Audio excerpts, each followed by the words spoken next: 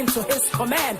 It is then that we shall rise, we shall pursue, we shall overtake, and we shall conquer all of our adversaries, and we shall shout at last, the Lone Star forever, the Lone Star forever. Oh, long may it flow o'er land and o'er sea.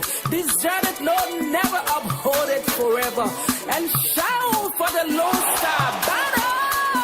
Oh, hell, LIBERIA, hell, my mind.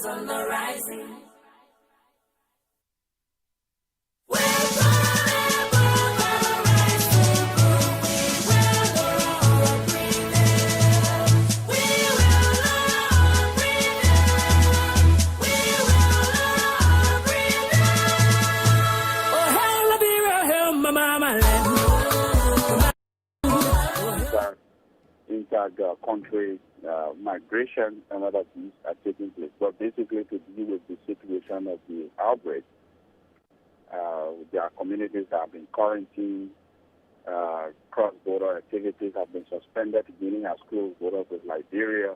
All of these measures were things that WHO said were not necessary. But right now we are doing those things because those measures will deter people from moving from one inter-country migration and other things are taking place. But basically to deal with the situation of the outbreak, there are communities that have been quarantined, cross-border activities have been suspended, beginning at schools, borders with Liberia. All of these measures were things that WHO said were not necessary. But right now we are doing those things because those measures will deter people from moving from one inter-country migration and other things are taking place. But basically to deal with the situation of the outbreak, there are communities that have been quarantined, cross-border activities have been suspended, beginning at schools, borders with Liberia. All of these measures were things that WHO said were not necessary. But right now we are doing those things because those measures will deter people from moving from one inter-country migration and other things are taking place. But basically to deal with the situation of the outbreak, there are communities that have been quarantined, cross-border activities have been suspended, beginning at schools, borders with Liberia. All of these measures were things that WHO said were not necessary. But right now we are doing those things because those measures will deter people from moving from one inter-country migration and other things are taking place. But basically to deal with the situation of the outbreak, there are communities that have been quarantined, cross-border activities have been suspended, beginning at schools, borders with Liberia. All of these measures were things that WHO said were not necessary. But right now we are doing those things because those measures will deter people from moving from one inter-country migration and other things are taking place. But basically to deal with the situation of the outbreak, there are communities that have been quarantined, cross-border activities have been suspended, beginning at schools, borders with Liberia. All of these measures were things that WHO...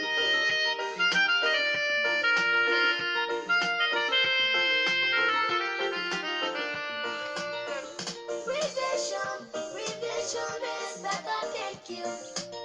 Let's prevent ourselves to save our family. Prevention is better than cure. Let's prevent ourselves to save our nation. Montero friends, let us stop blasting up and let us also stop going to public. Good morning, folks. Welcome to the LIBERIA Public Radio. And I'm Francis and so we want to welcome all of you here this morning. Thank you very much for joining us here this morning. I'm Francis and so of the LIBERIA Public Radio and LPR TV. Very shortly, we get this program on the way. Welcome all our viewers and listeners right here. Thank you very much for joining us here this morning from the New England Bureau of the LIBERIA Public Radio and LPR TV. I'm here this morning to bring you news, information, and entertainment. Thank you so much for being part of this program. And as usual, we are here to always have tough community discussion. We welcome all of our viewers and listeners across the globe. Thank you for being here. We'll get this program underway very, very shortly here from the New England Bureau of the Radio and Thank you so much. Prevention is better than cure. Let's prevent ourselves to save our family. Prevention is better than cure. On the way, very, very shortly. I'm here to, as usual, we will be having this program, and so thank you for joining us here this morning. Time check here is 8:52, and very shortly we will have my guest on this program here for us to get this program on the way. Dr. Tabo Nyaswa will be joining me here very shortly on this program. Good morning, folks. Welcome to this program. I'm Alfonso Z. and Sot of the LIBERIA Public Radio and LPR TV. We will get this program on the way here very shortly. Okay, very shortly, my guests, they will be joining me here. Just do me a favor, if you get him an audio, just let me know so that we will get this going if the audio is perfect. I will be right back. With experiences from the massive effects of the Ebola outbreak that pillaged the West African nation Liberia, the country is galvanizing all efforts to institute measures for the global healthcare nightmare, the coronavirus outbreak known as COVID-19.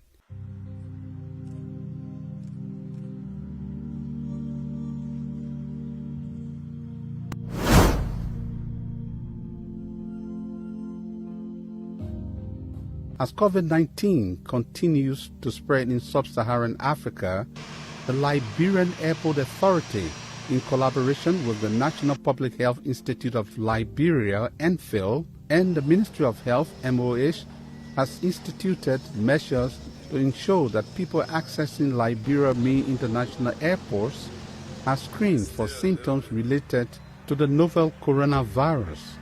We have mandatory washing of hands for both the inbound and outbound of our terminal, and that is not just limited to passengers. It's also include our workers, anyone flying the terminal, people around. By the time you come in, you have to make sure you wash your hands before getting in there. That is the first measure we put in place. We have initiated enhanced screening at the airport. Initially, when we had international rigs, we realized that the point of highest rigs for an imported case would be the airport, so we launched since the 25th of January, enhanced screening of all travelers. Coronaviruses, COV, are a large family of viruses that cause illness ranging from the common cold to more severe diseases such as Middle East Respiratory Syndrome, MERS-CoV, and severe acute respiratory syndrome, SARS-CoV. A novel coronavirus nCoV is a new strain that has been previously identified in humans.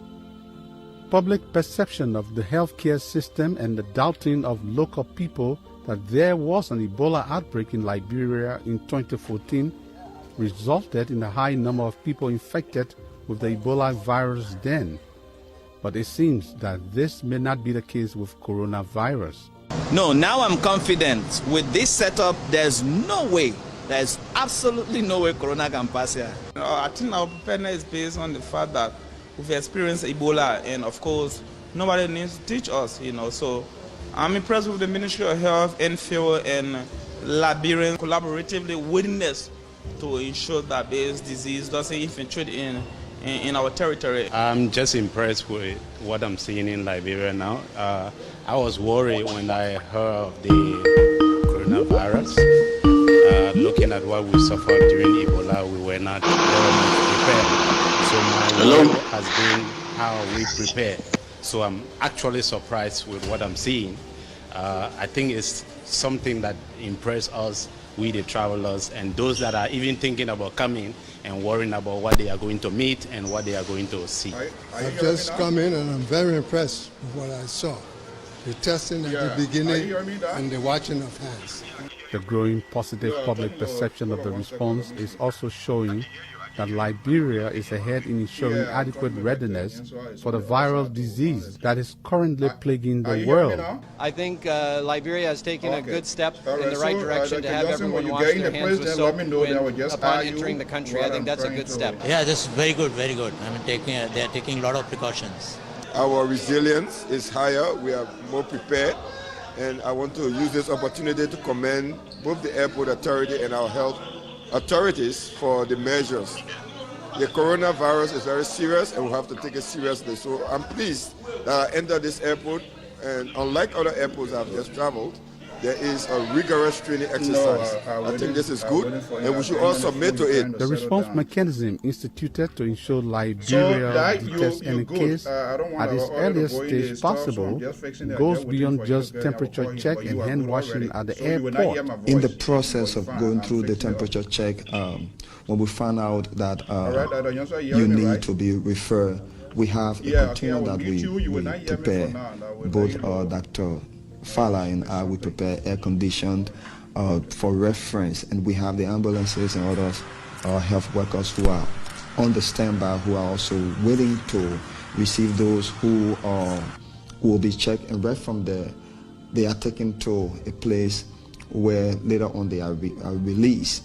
And measure is put in place here, and I mean, we do it without any form of harassment, without any form of intimidation. The same way you come to the country when there was no coronavirus, it's the same way we carry out our normal routine. There is no need of being afraid. There's no fear. The observation centers have already released several people that completed the quarantine period without any signs and symptoms of the illness. And we took one step further. We introduced a form of quarantine that we call precautionary observation. Since the 2nd of February, all those coming from country with high and widespread transmission are taken from the airport to a place we call our precautionary observation center. We have had 150 persons go through that we've been monitoring. After 14 days, they are discharged. The country has also beefed up its readiness by setting up a specialized laboratory to test coronavirus cases in the country. This contrasts with the serious problem faced in the early stages of the Ebola outbreak, that Liberia had to send specimens out of the country to get tested, and it took days for the results to be available. Our ability to test for corona is based on the fact that after Ebola, we now have the ability to test for Ebola that we do routinely in Lassa. So it is that same platform we just added when they send us a chemical in the region to test for corona. So we have had an infrastructure in place, people are aware based on the Ebola, and it's those opportunities that we are building upon to help us. Are there mechanisms for proactive collaboration with the neighboring countries in the sub-region, as was done during the Ebola outbreak? Again, as a result of learning from Ebola, some 2 years ago we met in Freetown under the auspices of IOM and USCDC to do cross-border collaboration. That was Liberia, Guinea, Sierra Leone, and the Ivory Coast. We created a platform. In fact, as I'm speaking to you now, there is a WhatsApp platform that we're having actively going on. We are going to have a conference call sometime tomorrow. So we call it POE, MROU POE. That's one thing we activated right now. but in direct connection, we also managed to work with our Freetown colleague one-on-one. My counterpart in Freetown, Dr. Family and I, have a daily update. Anyone coming from the country of concern that arrive in Freetown gets quarantine. Anyone that comes from there here gets quarantine. And then we had 3 students who came from China. But we were still in the Kimi Library, we quarantined them for 14 days. After that 14 days ended, our colleague in Freetown worked together, we turned them over to them at the border. So we have built a very cordial relationship with Freetown. Now we are going wider now with this MROU, WhatsApp we just developed. One thing we're advocating just this when we're talking is to have a quick conference call as quickly as possible. If we can meet physically, we should meet virtually to move preparedness. Funding for the preparedness of the response has been previously made by the government of Liberia. Until recently, the World Bank stepped in with additional support.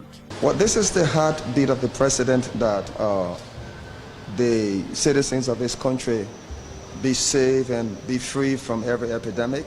So anything you take us to go beyond what we can do for our citizens to be safe and kept free, we'll go ahead and do it, because life is first and we want to preserve lives. With absolutely no case of the coronavirus in Liberia, the MPhil continues to issue travel advisories with precautionary measures to safeguard the country from the spread of the novel coronavirus. To the traveling populace, once again, I'd like them to know that all is set. We are very, very prepared, and Liberia is a safe place to travel because we've put in measures into place. Public information on COVID-19 is essential to drastically reduce the growing global infection rate. Key information provided by the World Health Organization (WHO) for public consumption include the following.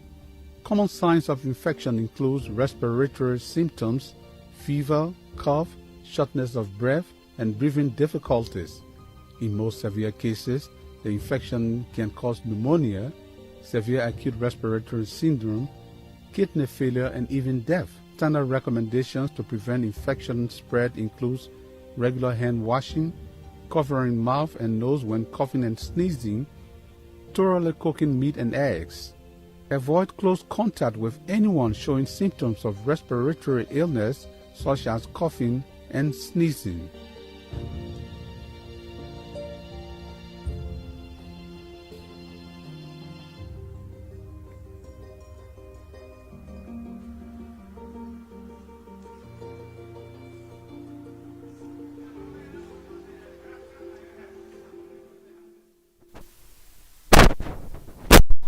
Mr. Nyanso, are you With there? experiences from the massive effects of the Ebola outbreak that pillaged the West African nation Liberia, the country is galvanizing all efforts to institute measures for the global healthcare nightmare, the coronavirus outbreak known as COVID-19.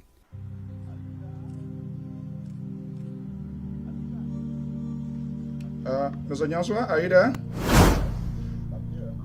Okay, I don't know why I'm not seeing your photo As here. COVID-19 continues to spread in sub-Saharan Africa, the Liberian Airport Authority, in collaboration with the National Public Health Institute of Liberia, LPR, and the Ministry of Health, MOH, has instituted measures to ensure that people accessing Liberia main international airports are screened for symptoms related to the novel coronavirus.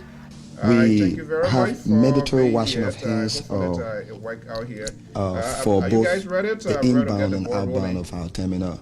And that is not just limited to passengers, it's also include our workers. Anyone flying the terminal, people around, by the time you come in, you have to make sure you wash your hands before getting in there. That is the first measure we put in place. What's your volume? We have initiated enhanced screening at the airport. Are you hearing us now? Initially, when our international rigs realized that the point of highest rigs for an imported case will be the airport, so it's launched since the 25th of January, enhanced screening of all travelers.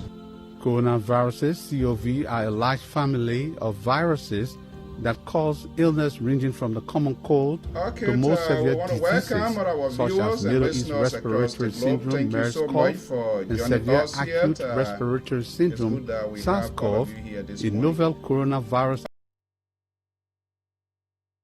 Today's broadcast. I'm Afonso Ziansot of the Liberia Public Radio and LPR TV. We want to welcome our distinguished gentlemen and experts. Hopefully, we're going to have an honest conversation for the sake and good of our country. Mama Liberia, two distinguished sons and gentlemen of our country, Republic of Liberia, experts in different fields. The last time I talked to Dr. Nyenswa was when he was in charge of the Ebola situation. That was in 2014. Now we are in a different scenario. But let me just go back for the benefit of our audience. I will start with Dr. Towa Nyenswa to introduce himself, and I will go down and we'll get this ball rolling. Good morning, gentlemen. Thank you for waking up this early Saturday morning. Good morning, Afonso. It's a privilege to be up this morning and talk to you and your audience. And those under my voice, I want to say good morning, hello, good afternoon, wheresoever you are in the world. I'm Towa Nyenswa, a Liberian, born Liberian from the southeast.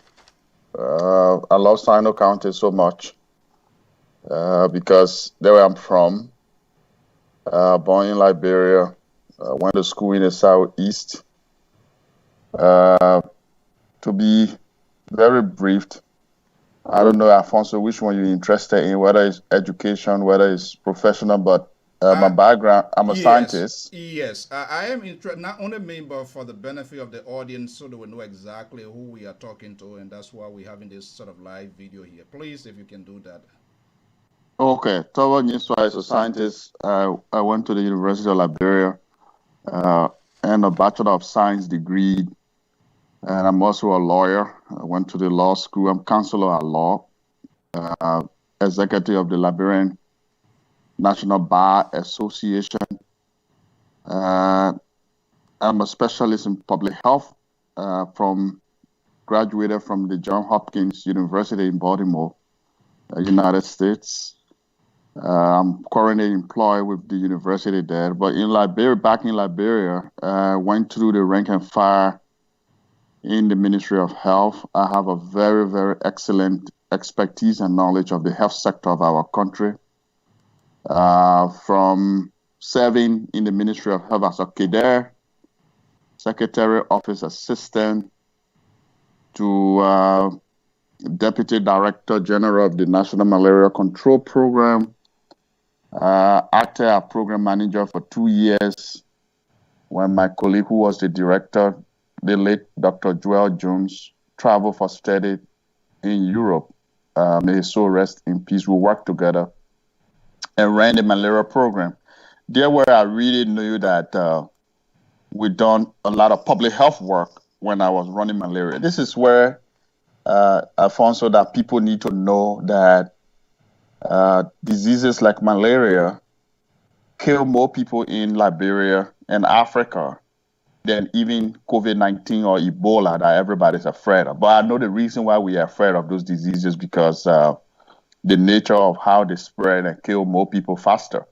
But when we ran malaria program, the prevalence of malaria in children under 5 was 66%. Let me reduce that. If you took 100 children in their community and tested their blood in the community.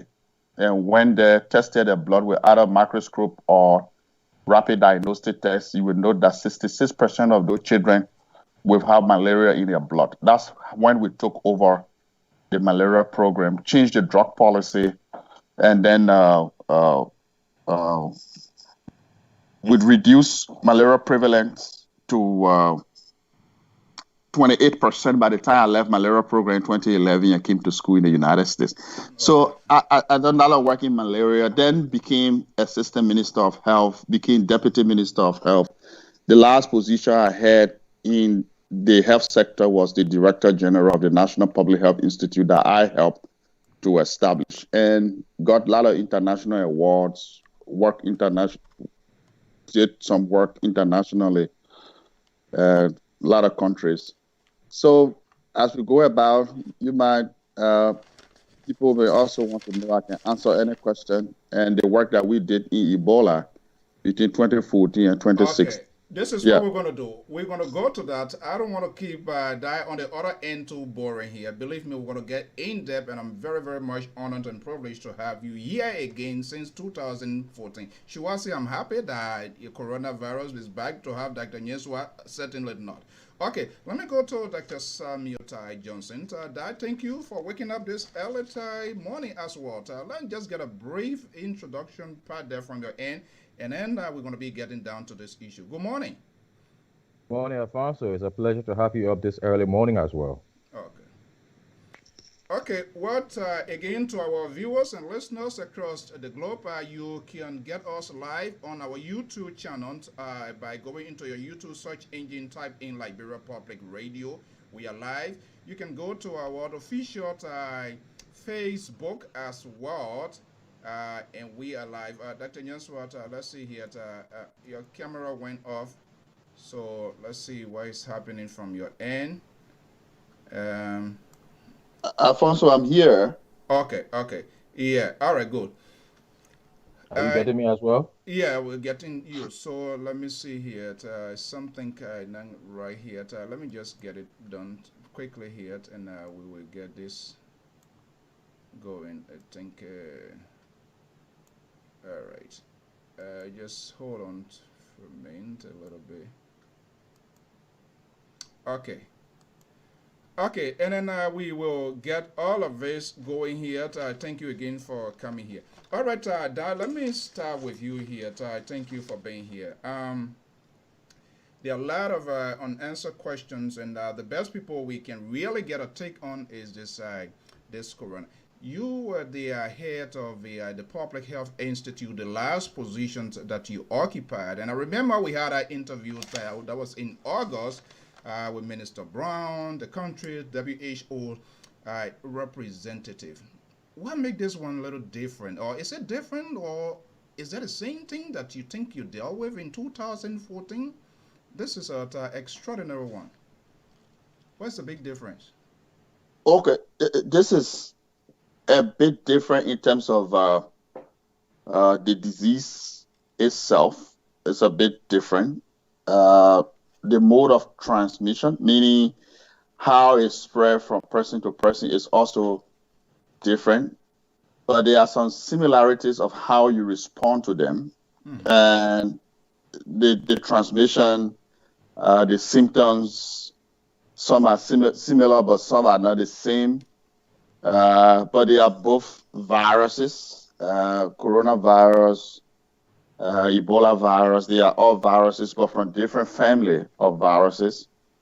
But Ebola, you must physically touch either the fluids, like blood, like urine, like saliva, feces, or physical touch of an infected person or dead person. That's Ebola right there. And Ebola is more deadly and kill more people than the coronavirus. How? So those are some of the differences. Okay, there is something we call case fatality rate of a disease when there's an outbreak. It means the number of people that are affected of the disease and the number of persons that will die from the disease. That's the case fatality rate. Those that die from the disease. With Ebola, when we started, because of late in responding, because of people have to learn new techniques and all of that, we noticed that at least when we started in 2014, between 75 to 85, 90% of the people that were having Ebola were dying from it. By the time the outbreak got over, the average number of persons in the region that died from the disease, according to the WHO, was 40%. That was the case fatality rate. Coronavirus is a family of viruses. We had coronavirus like SARS. The SARS. We had the MERS, where coronaviruses that the world have seen before that dealt with in the Middle East and other areas. Then coronavirus started in China it was a new strain of the coronavirus, and this is why it's called the 2019 coronavirus disease, in short, COVID-19. Mm-hmm. It has almost similar symptoms like fever, like headaches, muscle pains. But what is different from corona and Ebola is the transmission. I told you the transmission of physical touch and all of that. With coronavirus, you don't have to touch the person. Once the person is infected, and they can through respiration and coughing, sneezing, droplets of respiration. That's how coronavirus is transmitted. So within a short distance, if somebody coughs or sneezes, they can get the virus. Okay, let me Those hold are you. Similarities and dissimilarities. Okay, let me hold you right there. Let me bring in Dr. Johnson. For us who just are completely ignorant and blind to these sort of viruses from the health expert perspective here, this is extraordinary to see what is happening here. That the entire world is shaking, is rocking, and is posing economic stagnation as well. If you see what is happening in your own country, like Liberia, third world country, let's look at the executions on the part of government here with the process, and Dr. Top are going to respond to that. What you make of what is happening right now? Let's narrow it down this morning here to Liberia, native land. So far, Dr. Johnson? I think the government has been proactive, although more needs to be desired. They've launched themselves into combating this virus. The National Public Health Institute has begun doing quarantine, containment, and assessment of patients across the country. But, I mean, the impact of the virus itself is going to be big on the economy, as we are seeing now. And it's not only because the Liberian economy has been fragile, but it's because of the extent to which the economies across the world now are interlinked, especially so where China has become the nerve center for the production of goods and services. If you look at what is happening in parts of Europe and the US, one thing you get to see is that production in the auto industries, for instance, had to be suspended. Why? Because most of the components, or significant amount of the components that are used in the production of automobiles, come from China. And so once they cannot produce those components, you cannot continue running the production line. On the Liberian home front, you can see that impact also showing. And it's not only because of China, it's because of the ravaging impact of the virus across the world. China is one of the major sources of goods and services for Liberia. All right, and most of our people who do small businesses import their goods and services from China. And because now of the result, because of coronavirus, aircrafts have been suspended, the movement of people from one place to the other has been impacted severely. Goods and services are also not flowing. So you get to realizing that, hey, it's not only in terms of what may be happening at the macro level, it is what's happening at the micro level. In that direction, I haven't seen the details yet of the state of emergency act that was approved by the legislature this week. But in that direction, given the snippets I've read from various news sources like Front Page Africa, the government has taken some action. But there is going to be a challenge, and we might get into this, but one thing we need to be careful with as we approach this is the question of trust and legitimacy. On the side of who? The level of trust, the success to which government would have in dealing with this particular pandemic will depend on the extent to which citizens continue to trust the ability and the pronouncements of government. Yeah, Dr. Josie, I had to intercept when you say trust. What's this? Okay. Dr. Johnson, can you lower your... Somebody get a microphone. Oh, sorry, go ahead. Okay, yeah, just lower your monitor. All right, thank you. When you say trust, Dr. Johnson, what specifically for the benefit of the audience? Trust coming from what? The general public, the The government, from... people's citizens' trust in government. Let's do a little bit comparative analysis, and this is where this government is one step ahead.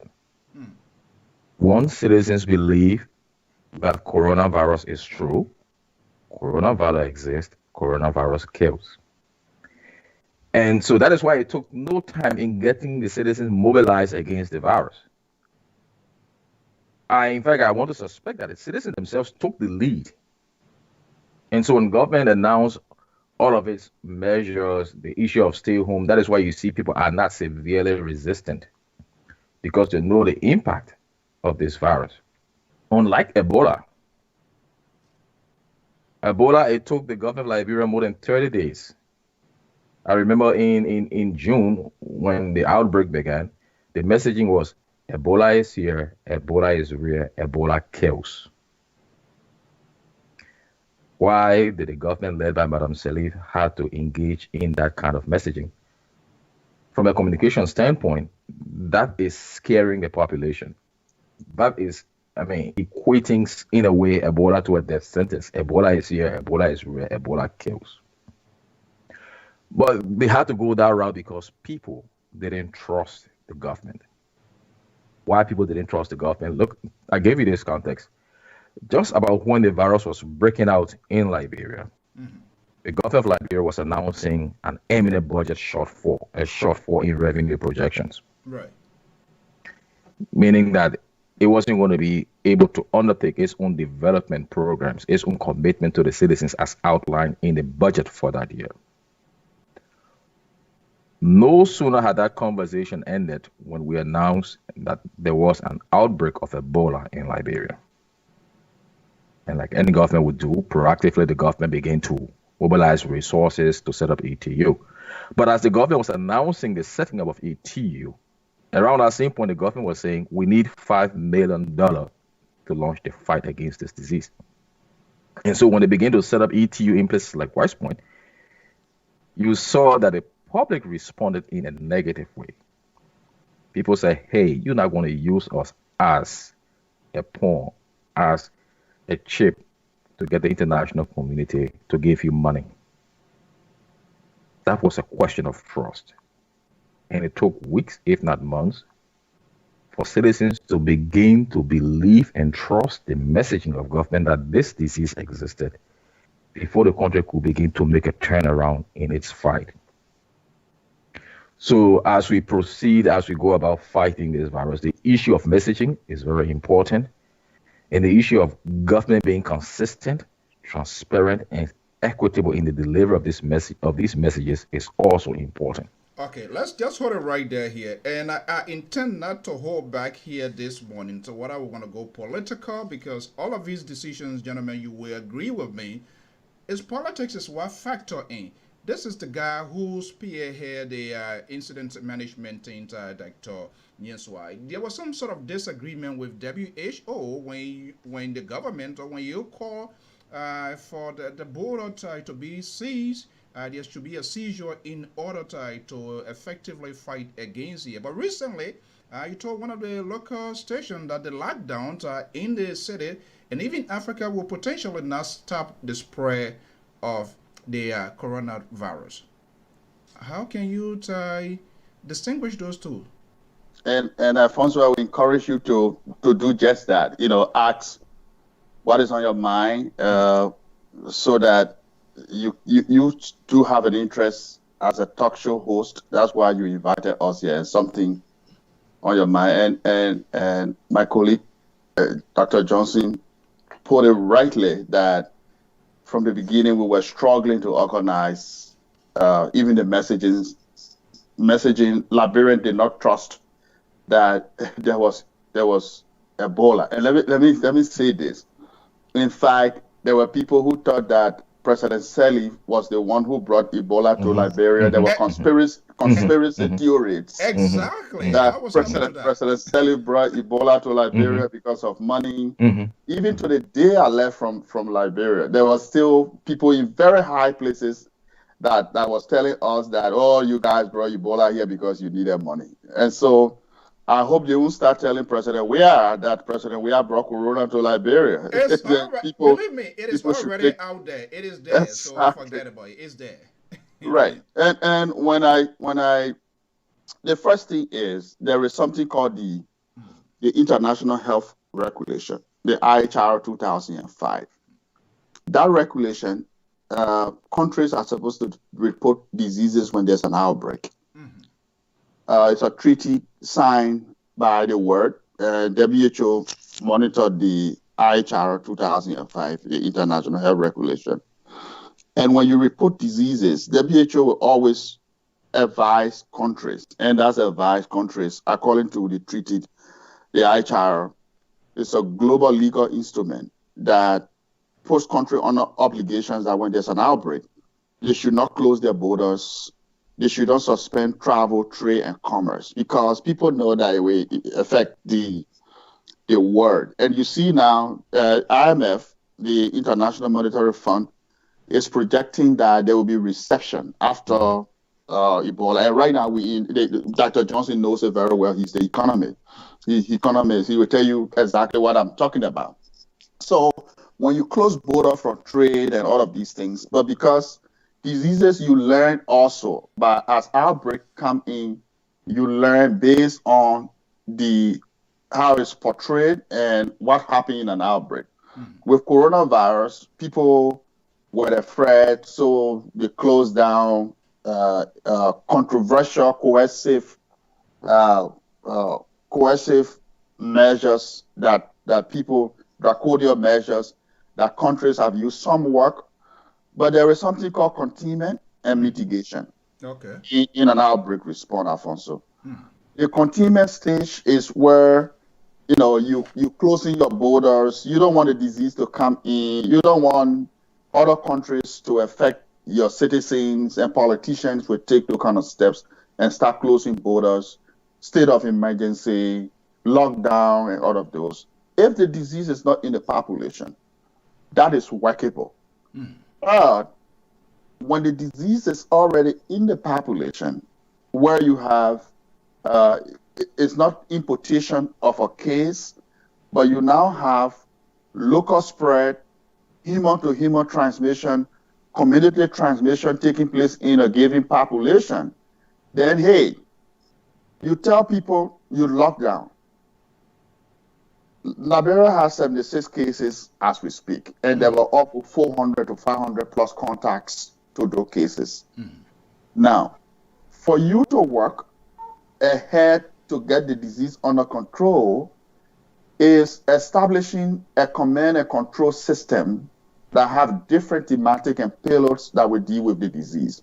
When you lock down, what happened to the 400 people that you tell it not to move? There's something you have to do to stop the disease. Human will always leave the home. I don't care. You can do everything you put food and everything you can do.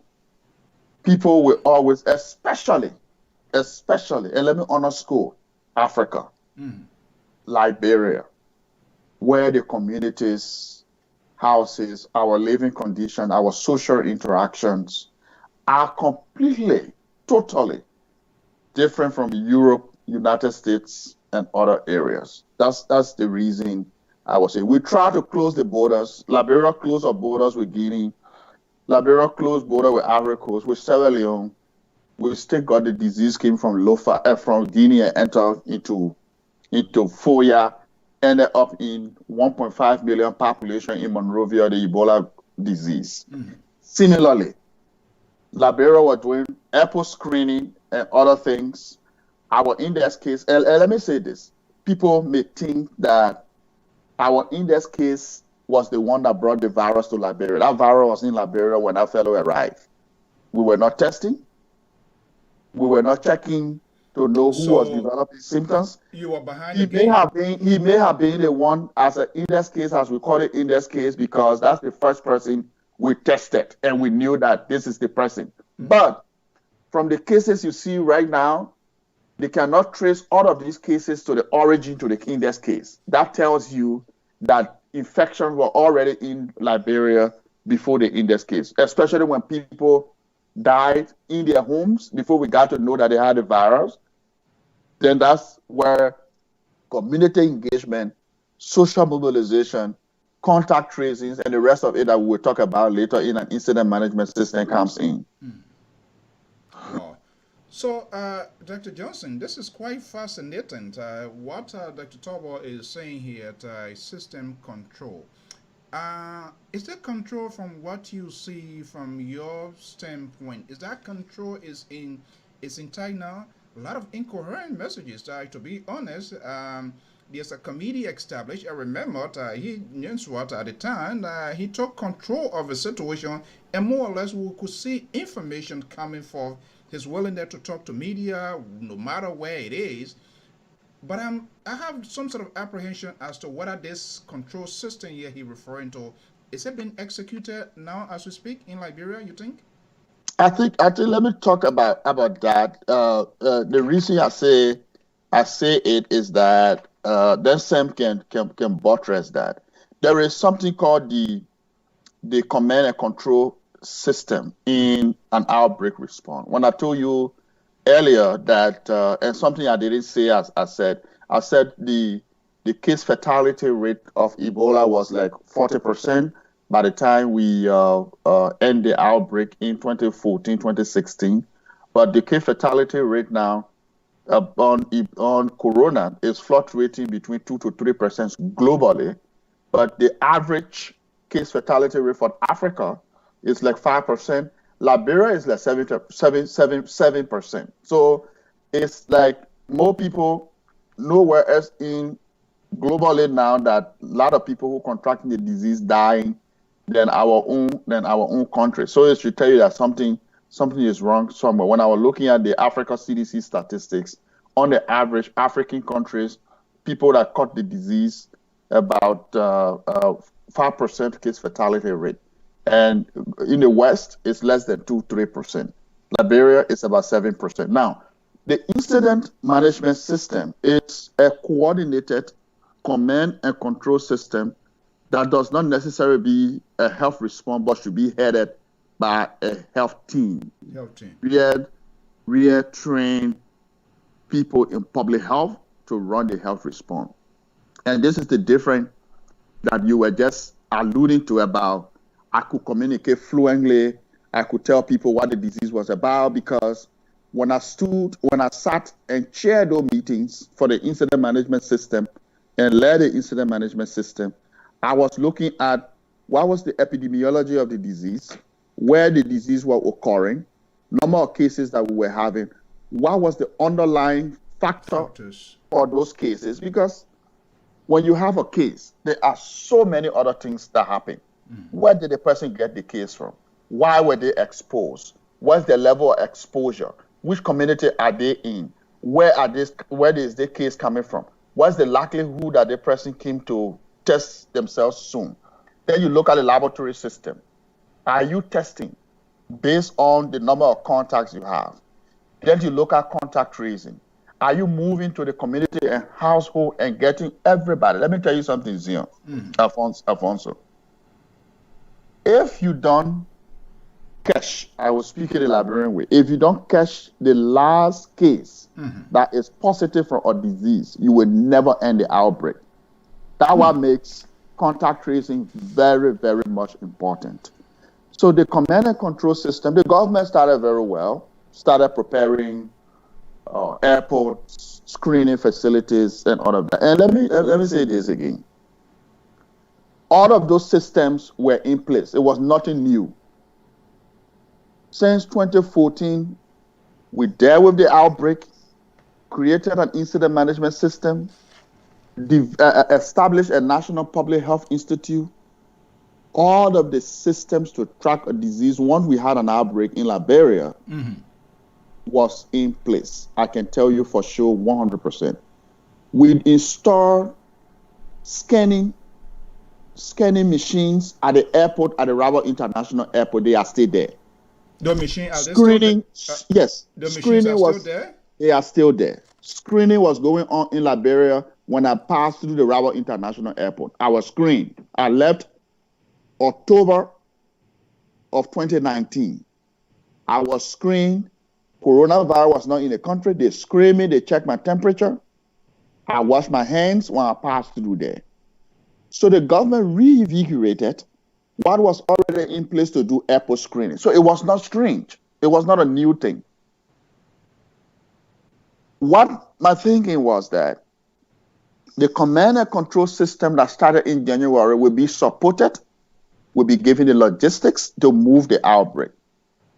Then I heard His Excellency President Weah announced a new mechanism that we were leaving from just meetings and moved to community-based approach that brought our own very strong Madam Brewer, Mary Brewer in the picture.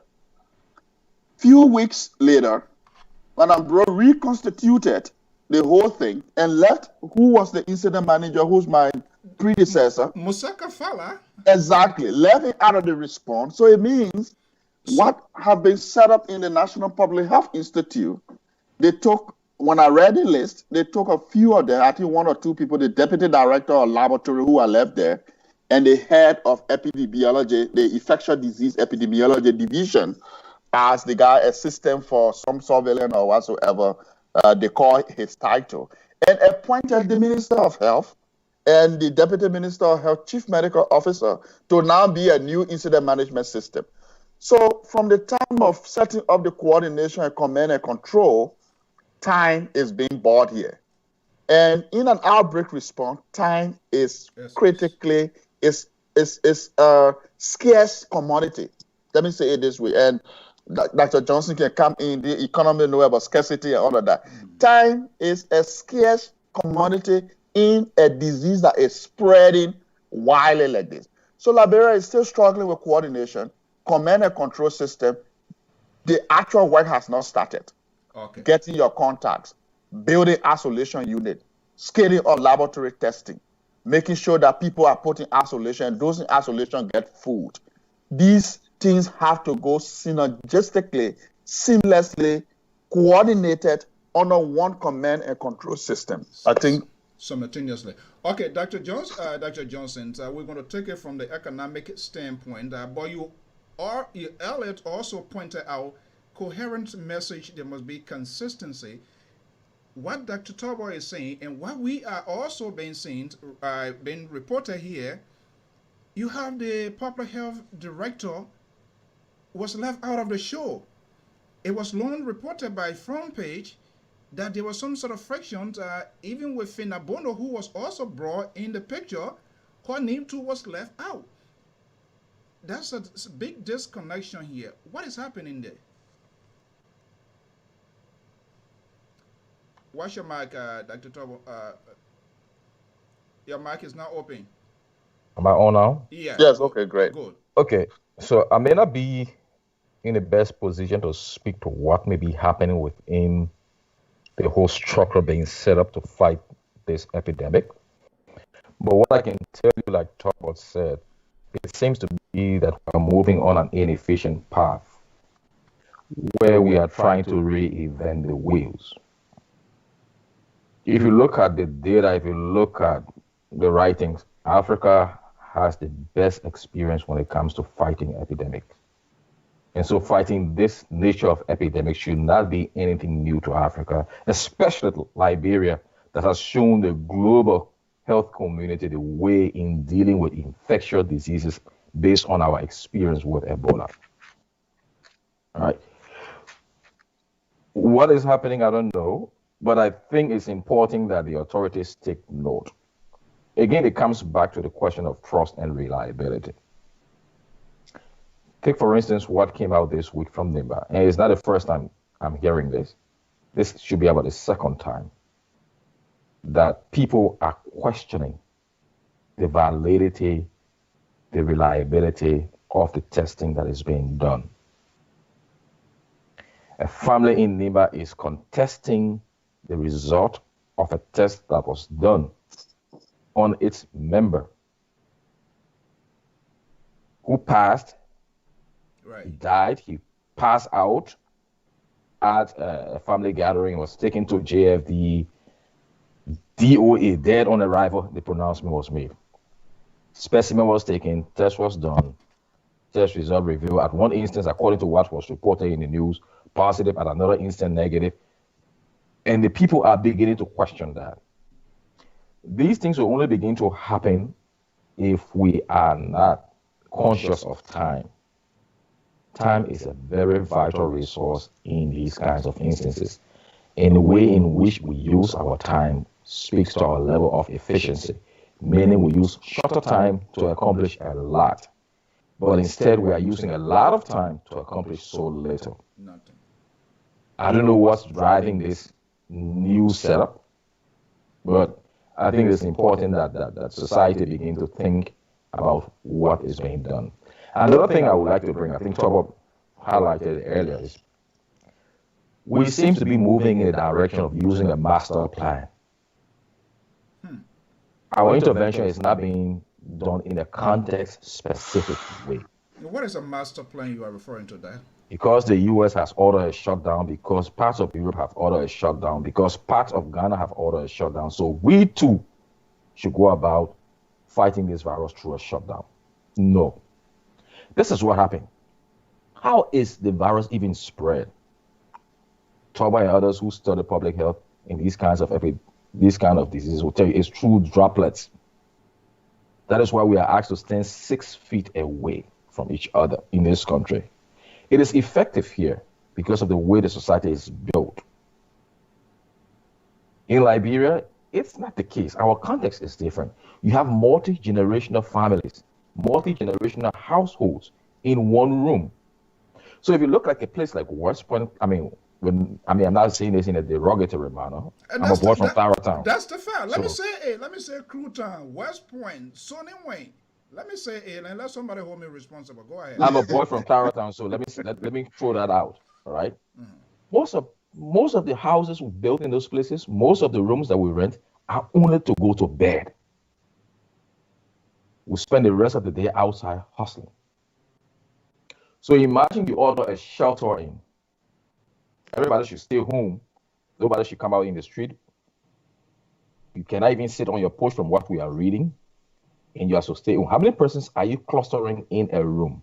No, let me interject something, Sam, Alfonso. Yeah, before you come. I even heard about in the morning you outside, then 3 o'clock you go inside. You go inside. That is when the virus come out.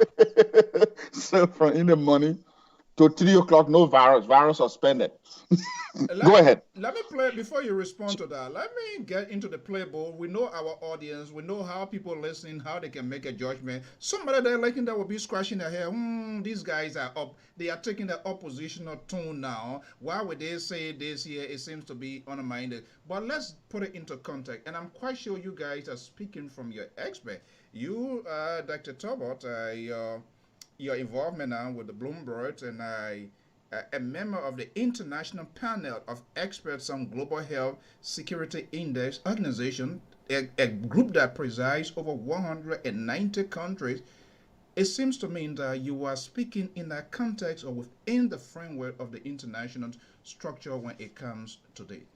So how would a layman there who doesn't understand, who is a diehard sedition, who is a diehard Liberty Party person, who is a diehard Unity Party person, and we have seen how politics has been polarized in the country, how can they understand that in a real time?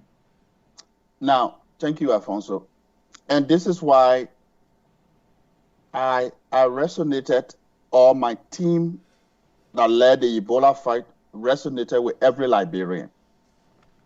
Because I saw myself as not belonging to any political party when I was dealing with the outbreak. And I do vote, but I was not, in as much as I was working in a unity party-led government, working with President Sirleaf and the rest of the colleague, Dr. Dan, Dr. Gwenegali, and those of us that work together, politics, I said it on another network the other day when I spoke, politics have to be removed totally from this. Political leadership is very, very much critical. You cannot, there is no way we can disassociate His Excellency President Weah from CDC. He's the head of the CDC. There is no way we can disassociate Her Excellency at the time from Unity Party. I know there were some seditions during the Ebola crisis that were criticizing government. I understand at some point they even called for the resignation of President Sirleaf at this time. Right. But what we were doing was to fight the disease, concentrate on fighting the disease, and don't mind what politics were taking place out there. And we got resonated with people. I worked with President Weah during the outbreak. Let me give you the story. During Ebola outbreak, I worked with President Weah. I'm curious. What were you guys doing? What were he doing? Of course. President Weah was in Canada. He was not. He's in Canada. I can get it right.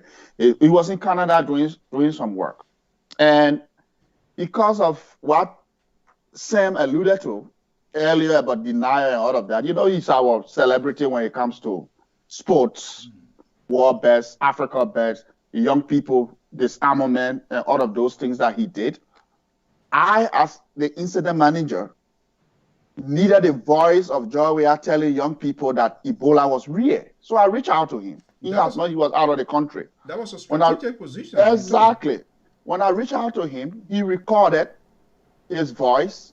Liberians, Ebola is real. So I worked with President Weah then before even he was senator. Before even he was he's president. He's president now. So we know each other. We know each other very well from that perspective. And he even left from Canada and came to Liberia, and we met. We also did some work. How many people in Unity Party knew that I was working with him? I didn't broadcast that because I know he was a very huge politician. I didn't want to jeopardize the response of other Unity Party when I was dealing with the response, when I went to President Sirleaf, she didn't ask me one day which party you come from, did you vote for me, who you voted for. That was not a discussion. I knew she wouldn't have told me that. She wouldn't have told me that, sorry. Are you looking in our cameras and telling us exactly what is real in our absence? That's what you're telling us, Dr. Nyanso? Look, Alfonso, I've been a real person. Ask anybody who worked with me, the 20 years I spent in working for government in Liberia, colleagues who have worked with me, people who know me from childhood time. I've been a United Methodist for a very, very fun. My father born me when I was United Methodist and grew up in the Methodist Church. I'm the second highest position in the United Methodist Church in Liberia as the conference leader of the Methodist Church. So everything I speak is from facts. Okay. My training in public health, in healthcare, my training as a lawyer, I'm trained to be ethically prudent, correct, and say the facts. Everything I'm telling you is 100% credible. Okay. President Weah is hearing me. If people close to him hearing me on the podcast or live talk, President Sirleaf is still living. She's in Liberia. And when I did the Ebola response, we try as much as possible to depoliticize. That's how you get credibility. When I was going on the radio and telling Liberian people were listening because they knew my association was not with any political party, affiliation to anybody, was doing a piece of job to bring the outbreak under control. And this is why when I called on last week and was criticizing about 6,000 contact tracers, other people got offended and went on the television and castigating me. Alfonso, I'm saying this to save lives, number one. I care for the Liberian and global lives that have been lost right now. I criticized the U.S. government a few days ago. Look in the Washington Post. I published a story. I was interviewed by the Washington Post correspondent, and I said the United States need to restructure their response because it is not working right now. Contact tracing should be number one right now to the U.S. response. They're talking about reopening the government. President Trump the economy. President Trump is singing that song. If you don't trace the contacts, you don't get the sick people. So I criticize the U.S. government. I'm right here living in the United States, but from my technical expertise working for international organization and what I went through with Ebola, the experience I have gained, when I speak, I'm not speaking because someone is in CDC for Liberia or someone is close to President Sirleaf or they in big government position. I criticize giving contact tracing to the MCC to run when then my own good friend, the mayor, announced that contact tracers were being trained by the MCC. But I'm very excited now. He has walked back and said they are doing social mobilization. Ambassador Judy Endy should work with the city corporation, our community people, traditional leaders, to do the community mobilization, community engagement, and leave the science with the scientists to do the contact tracing. That's the point I was making, and not criticizing my own good friend, the mayor of Monrovia, who went on radio and gave some things about me. But I don't care, because a lot of people said a lot of other stuff when I was running the outbreak. I didn't listen. Liberia got to zero. They said 200,000 people were going to die. Fortunately, we have only less than 5,000 people died. Not fortunately, also because one life is very, very much important. So to answer your question, Alfonso, my intervention has nothing to do with politics. I have no political association and link. And when I speak to power. And this is why some people in our country don't like other young people who are coming up. Dr. Gwenegale knows me very well. Dr. Dan knows me very well, because when we sat in those meetings when I was assistant minister and I carried something before them, I was one of the junior ministers. I would stick to A and say Dak, because he was one of our tough person that we work with and put that ministry to be the great ministry and health system. Before I conclude, the health system in 2006, before President Sirleaf took over, and let me say it again so that people may think what I'm coming to make a political statement is not a political statement. I can give you evidence, facts, data, numbers. In 2006, because I was employed with the system, 1999. Sirleaf took over 2006, President Sirleaf, 2006. She left 2018 when President Weah took over. In 2006, Alfonso, Liberia did not have one medical doctor in any county. Go and check the record. One medical doctor was not in any of our counties. Our county health system was manned by PAs, physician assistants that graduated from TNIMB. Before President Sirleaf left, every county had 2 to 3 medical doctors. Our clinics and hospitals were in misshaped. Infant mortality, maternal mortality was skyrocketing. So if somebody tells me and say nothing was done in the health sector after Unity Party-led government, I've been called the party now because of the party that was leading the government, and say these people that were here didn't do anything. Dr. Gwenegale, Dr. Coleman, they came in, and Dr. Gwenegale, Dan, they came in and tried their best on a rubbish health system, dilapidated health system, and brought it to some level. Leadership is continuity. If people stop here, you move it to the next level and not criticize, say, oh, millions of dollars scheme, what they did with it, that's great. Go and check our health indicators from 2006 to 2017, 2018, when this government came to leadership. Okay, let me go to Dr. Johnson. We intend, once you guys have time here, we always like our audience to also be part of our day school by asking their questions, and this is why we are now selected. Dr. Johnson, let me just bring you in here. I believe you were in a position when Dr. Yenswa came in.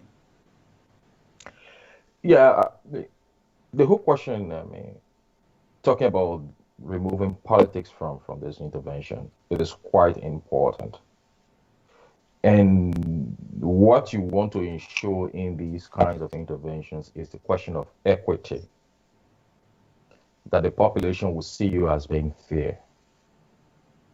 And being fair means that if you pronounce one person positive for a particular condition, the next person should be pronounced positive for the second condition. Another thing could be also is the question of how do you exercise authority in enforcing your interventions.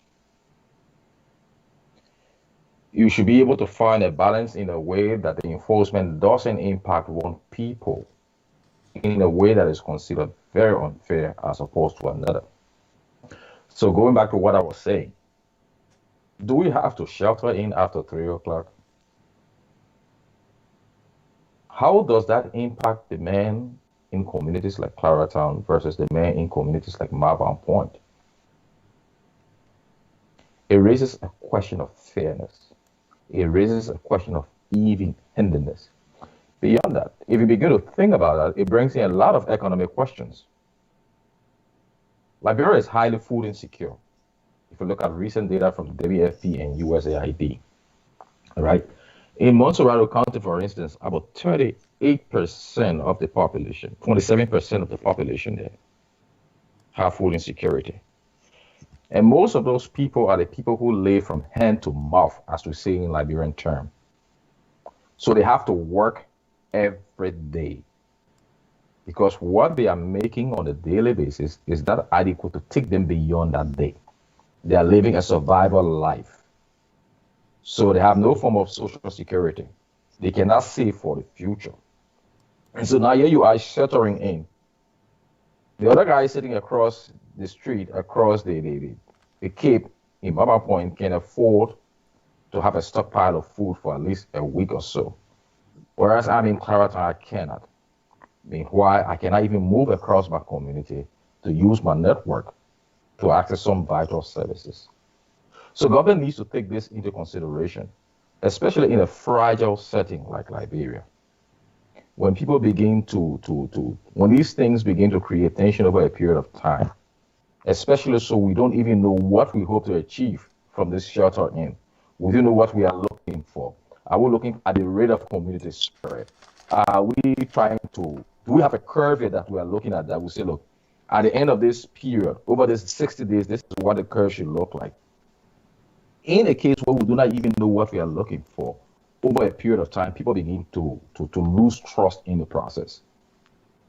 And once people begin to lose trust in the process, they're not going to support the intervention. They're not going to be willing to report suspected cases in a community. And I don't know whether that is what is happening, because that was what caused the Ebola outbreak to be dealt with. Community structures were put in place that were monitoring its members. For instance, I know of a community where people say, look, we are going to set up this structure. We're going to meet regularly at this particular time. All community members were required to do was to come to the meeting and say, look, I'm having symptoms. I'm having fever. I'm having aches. The community say, go back to your house. We're going to call the Ebola treatment people. They are going to come in with the ambulance. We're going to make sure you have food and water. That was community engagement. But I don't seem to see that happening here. And when you have a community structure like that in place that provides a link between the community and the implementing authority, it builds synergy and legitimacy, where people begin to own the process. And when people begin to own that process, it means they see a form of equity and even-handedness in the exercise of authority, which seems not to be a case. If you look at reports coming out of Liberia about police and security people executing the stay-home order, I just read yesterday the Army Chief of Staff had to call in officers that went to work to sleep with and manhandle a woman. But why did you have to do that? So I'm saying all of this to say the issue of equity is very, very important. How does that impact our sheltering? I'm food insecure. I'm staying home. I have no means to have food. How are you going to help to sustain me? Meanwhile, hospitals are being reported closed. The JFK hospital, for instance, according to Front Page Africa, has already shut down its outpatient service. So that means we are eliminating from the whole intervention those who are likely not to have the virus, but those who are likely to come down with common illnesses like malaria, diarrhea, and pneumonia. Let us not forget, we are moving into the rainy season. And this is when you have an outbreak of diarrhea and cholera, pneumonia, and other diseases. Tobo can speak to that mostly. But given my own experience with UNICEF, that is what I know. And that is when people need to have access to outpatient interventions. And so you cannot drive the intervention focusing entirely. It's not a bad thing to focus on COVID-19. No, it's not. We have to face it head on. But at the same time, we cannot treat it in isolation of other illnesses that impact the population outside of livelihoods that impact the population's own ability to fight the virus. Okay, you guys say something here. So I am pleased, and like I said, I tend not to hold back because it's hard to see you guys once I get people here. That's maybe one of the reasons people don't like to come here. From what I see and what I'm hearing from you guys here, it seems to me here is the approach is not just on the local, the health side of it. We must take a holistic approach. The economic impact of a policymaker or decision maker, the social aspect as well. So let me ask you here, Dr. Tobo, when you chair this Ebola team, where was the recommendation? Was President Johnson Sirleaf was giving you instruction, or you as an expert, you were making a proposal or making suggestions to the president to have it executed? And there's a reason I'm asking this question. What's the reason?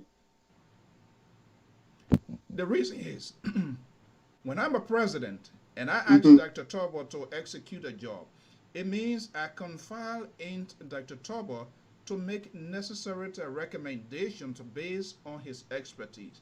But from what I'm seeing here, this look a little bit different in the sense that, like you referenced, and now I want to come to it, the 6,000 people, because our correspondent will talk to them, and they said they were trained for 2 days. So the question becomes, does these people have the capacity? Do they have some, little medical background? Can any of them administer CPR? What is the demographic of these people here? Or are they going to inflict more pains on the ordinary civilian? Which seems to be the case that we are seeing, because if they are the one to be enforcing this tracing, what is the background? I just want to know what was the working relationship with you and the president, or what was your job? Okay, thank you. Great question. I don't think we should go back to the 6,000 people that were recruited by MCCs, and understand what they were trained by Enfield leadership. We shouldn't go back to that, because I listened to so many interviews that the major has made a comeback, meaning they are not contact tracers. They are social mobilizers in the communities and doing awareness, which is fine. I think during my time with the incident management system, we work with a lot of community people. In fact, community will mobilize and then call me and the incident management team to go there and give them awareness, give them flyers, and give them other things. So using, and the mayor at the time, we worked with her to do some outreach in Monrovia to meet, because to deal with outbreak in peri-urban area is so difficult as compared to rural areas. Ebola has had the DRC that reported Ebola since 1976. This is their 10th outbreak right now. Yes, in the Eastern Province. Right. All of the cases combined from 10 outbreaks in the DRC cannot even match our first outbreak that happened in West Africa. The reason was the outbreak was in very rural areas, and did not get into urban populations like Freetown, Conakry, Monrovia that we have with the Ebola. But from the beginning, and this is why when I share my experience, people think I'm imposing one-size-fits-all strategy on COVID-19. But if you have an established structure that works, that scientifically we publish a lot of papers on the incident management system, a lot of publication out there. leadership in times of crisis, how to manage it. I published a lot of papers on leadership in crisis. The command and control system. In peer-reviewed scientific journals, those materials are out there. You ask a question, how was it working? From March, Liberia reported its first Ebola case in March of 2014. The same thing that's happening with COVID-19 right now, those things happen under President Sirleaf. And when I came on the other network, the other day, my advice was, Mr. President, that President where I was speaking to them, Your Excellency, don't make the same mistake your colleague made that cost the lives of 5,000 people. People may think I'm criticizing Ellen Johnson-Sirleaf right now, right? Right. But she made those same mistakes. And that would be good with the other side. Exactly. When we had thousands of bodies in the streets, because it was new. It was a new disease. She herself have not handled that before. President Trump is getting the same criticism right now in the United States, with thousands of Americans dying, thousands of cases. President Trump is getting the same criticism, but he learned about time and will put the same system in place. But with President Weah, his best is to go back and look at what did my colleague do, the person who has succeeded. And nothing even wrong with reaching out to President Sirleaf. I think she's right in Monrovia there to have a tete-a-tete. How did you manage Ebola, former president?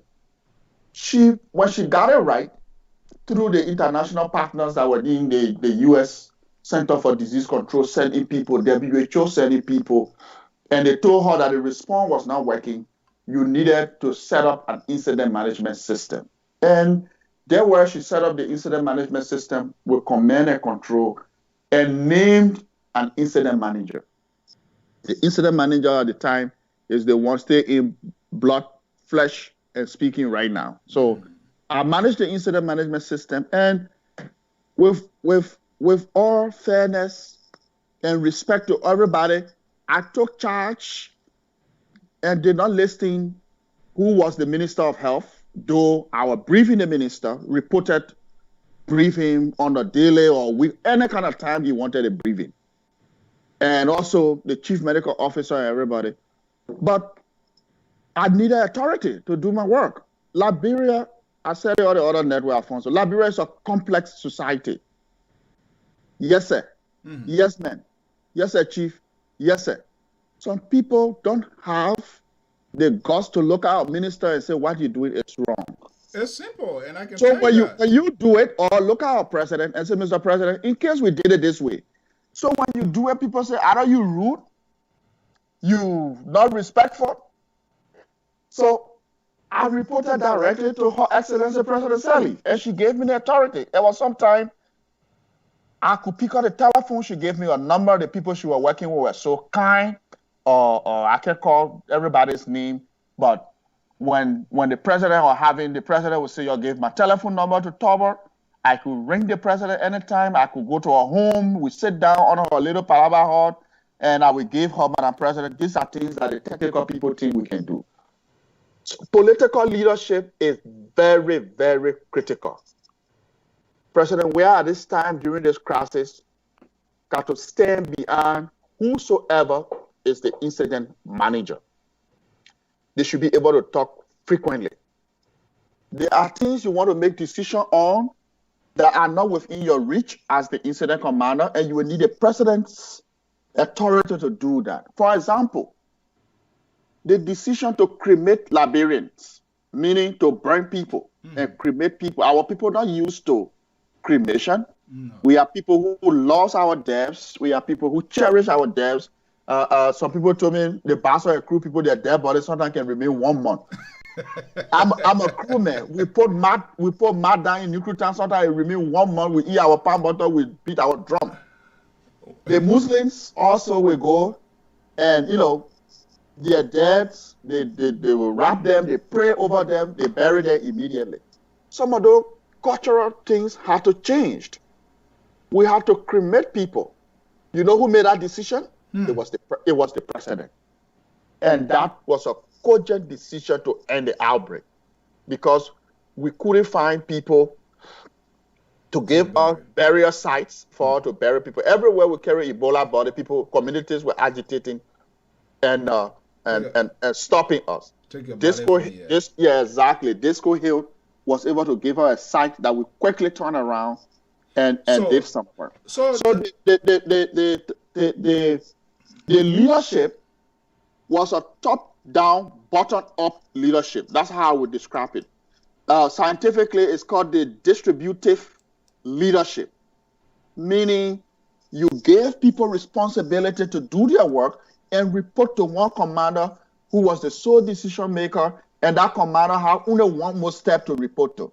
So when my team and myself, the laboratory team, contact tracing, social mobilization, case management, community engagement, when we met in our technical meeting, we briefed the president. And who briefed the president? The incident manager, who was myself. This is why we do, Madam President. She will give her take. I don't like this. I like this. Can you guys do it this way for the sake? Because mind you, her political leadership was also at stake. So she had stakeholders that she was meeting with, set up a small group called the Presidential Ebola Council, PACE. Presidential Council on Ebola. PACE was moving in there, and there where she had her legislators will come in. Honorable Snow, one of those who was, I think, he was the speaker then, will come in, check in, the Chief Justice will come in, other political leadership who was actors. When these things, especially when a county is most affected, I went into Cape Mount, Lofa, my first time flying over the forest in Liberia from Monrovia. I pick up I used to move from helicopters and fly over Liberia. In the United States Army helicopter, they used to take me from Springfield right there. We moved in the helicopter. I flew one morning over. Liberia is a real green country. That morning, we pick up from Springfield, and I flew into Foya to go and see the Ebola treatment unit that was being built there with the U.S. General Volesky. Gary Volesky took me on the team. The U.S. Army and the Liberian Army were working to build the Ebola treatment units in the country. So the command and control system had to be there for an outbreak response to function. If it is one person reporting to the other person reporting to the other person before you get to the president, I said it again, time is a scarce commodity. I didn't want to go to my deputy minister then. She tells me, I sign off on a paper, go to the minister sign off on a paper, the minister have to go to the president. My man, we need to move that body from the community. We need to check number of people that got sick, we need to track. We need to make sure that people in the ETU were having food to eat. I had to send a team to every county, through the county health team, to build Ebola treatment units that when the outbreak was going on, because every county was affected then. Okay. Only the Southeast was having few cases, but in Liberia, all 15 counties saw cases of Ebola. Okay, before I go to Dr. Johnson here, and we hope to open the lines here very soon here. So what I seems to gather here, there was no type of bureaucracy in terms of the incident management team to have full access to the president, because that was your job. Your responsibility is to get information to the president and her team give their input, and the implementation aspect is given. Was there no any sort of bureaucracy line? When we got it right, Alfonso, and the incident management team was set up, anybody who came into the country, and mind you, the Liberian response was very big. It was a multinational response, multi-sectorial response. Those two things, and I will explain it a little bit. Multinational meaning people were coming from China, bringing their military. Americans were coming in. Cubans were coming in. Europeans were coming in. Everybody was coming into the response. When they came and they met the president would tell them, we get one response system. Go to the incident manager, he's stubborn, Nyenswa. Anybody who came in. But that's one here fair to mention, Dr. Nyenswa, it's kind of different. If not all, but the entire war is in a battle. So I'm not sure whether anybody going in now to help. People are in there. The reason I say people are in there, at that time we did not have the Center for Disease Control office in Liberia. Mm-hmm. The outbreak made the U.S. government to establish a local office of the CDC.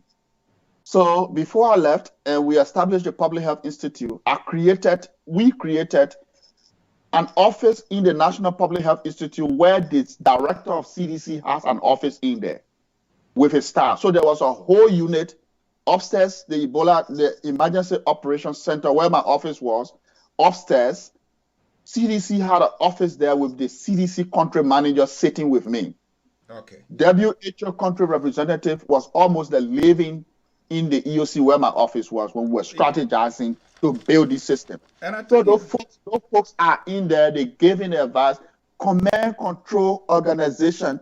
Once we have that in place, the system team are set up, the outbreak in Liberia will move smoothly.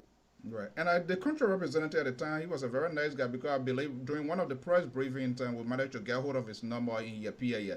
But let me just bring in Dr. Johnson here for us to take a look at the economic impact of the decision. Dr. Johnson, are you there? And Alfonso, another reason why I think His Excellency President Weah should move politicians for this thing is when an outbreak is going on, people have interests. My brother, people have interests. Some people go in there for resources. Some people go in there, they want to have control. Some people want to show up. That's people's interests, not because the disease killing people.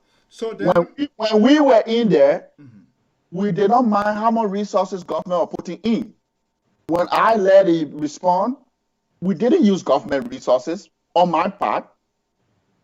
When the incident management team was set up, the government had already created a trust fund that the president appointed my own good friend, very smart, very capable, Doba Jala, to manage the Ebola Trust Fund.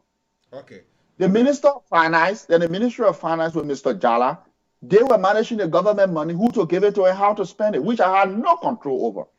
Okay. I dealt with the international partners. They brought in the resources that we use. Okay. So well, this is the plan, how to execute it, and the international partners were doing what they were supposed to do.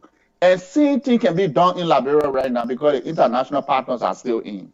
Okay, I will come to that because there are other people here, the Voice Group, other people said the Ebola team yet to come up with an adequate report in terms whether they were transparent. But let me just bring in Dr. Johnson here for us to look at the economic impact here because we have all come to a term here. This must be a holistic approach. So, Dr. Johnson, I am concerned there was a presidential team appointed. In my own late thinking, maybe I might be going nuts here, that when the team is appointed, should be making a recommendation to national government. Dr. Johnson, you want to fix your camera? I think that's your camera. Okay, let me just go on this side here. Why? Dr. Johnson, face your camera and then I will come back here. So my concern here is, how did government derive at the budget of 25 million? What were some of the things that were taken into consideration? Is it a short-term goal? Is it a long-term goal? They're going to be paying people. The House now potentially is approving this plan by the president. So then the question becomes, the work of this committee. Alfonso, I wish I knew how the government arrived at a $25 million budget.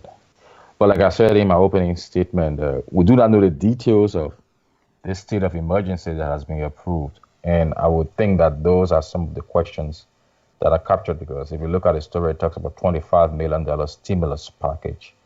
So the question is, which direction, what's the direction of causation? How are you going to drive this stimulus in order to keep the economy?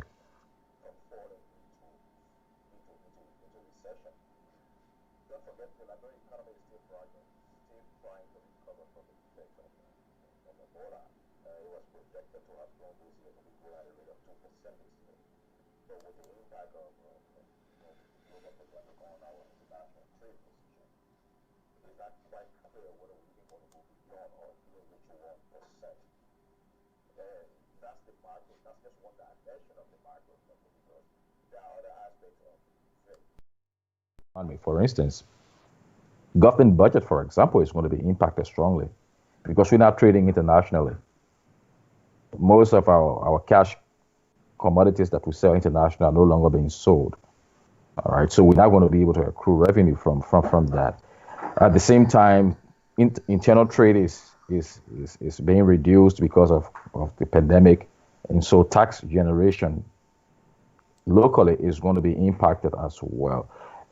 If you drive it further, what that means then is there are going to be two dimensions that are coming out of there. One, from international trade, because we are not able to attract vital or scarce foreign exchange, is going to impact the value of the Liberian dollar, which itself has already been weak against international currency. So that's one level. And if the value of the Liberian dollar goes down, it means the prices of local commodities are also going to rise. And the impact is going to be astronomical on the poor people in the society. That's one. On the other side, in terms of budgeting, government itself may not be able to execute its own plans, and that could affect our long-term development goals, especially under the Pro development agenda and our own drive to meet goals within the sustainable goals framework. So those are things that we need to take into consideration. But also at the macro level, the question of livelihoods become very, very important because people are sheltering in at this time. Most of them, their livelihoods have been disrupted. Most of those people are people who go to sell every day, who go to work for people every day. They have no means now to work. So their livelihoods are also being disrupted. So I would suspect that this stimulus package, I don't know how it's going to be executed since I haven't seen a text around it yet. But I would suspect that it should be one to keep the economy afloat, like we're seeing in this part of the world, is to cushion the effect. You do not want the economy to go further down the trend into a recession. You want it to stay at a level, at a manageable level, which means then you have to stimulate household demand. But even in the case of Liberia, where we're sheltering in the way we are doing it, and I hope I'm wrong based on what I'm reading, it becomes difficult. So how do you increase household demand? How do you provide a means if you provide a relief to people? How are you going to give them that money? The USA came up with a straight plan.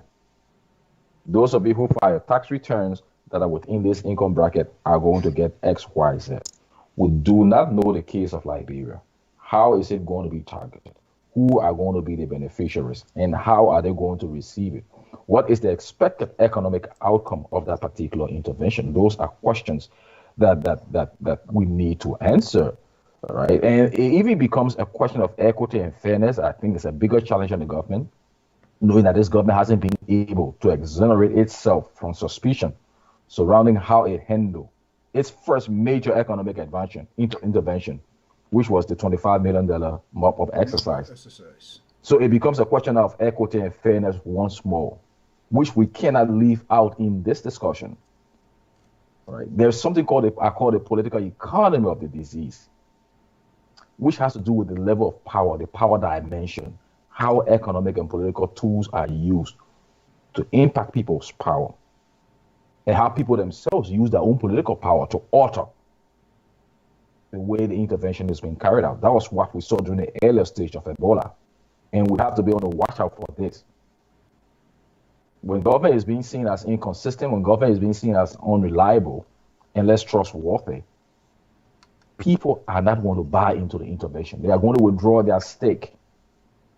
There are already reports in places like Ghana where someone tested positive, and in no sooner the term when the doctors begin to decide the next course of intervention, the guy vanished. Imagine a country that is stable and more structured, Ghana, and compare that to a place like Liberia that is still fragile and less structured. So these are things, as we think about the economics, you cannot just think about the economics in terms of macro terms, or we want to give it to big businesses. The question is, you want to give it to big businesses, how many people are going to be impacted by that? What does that mean for those at the bottom?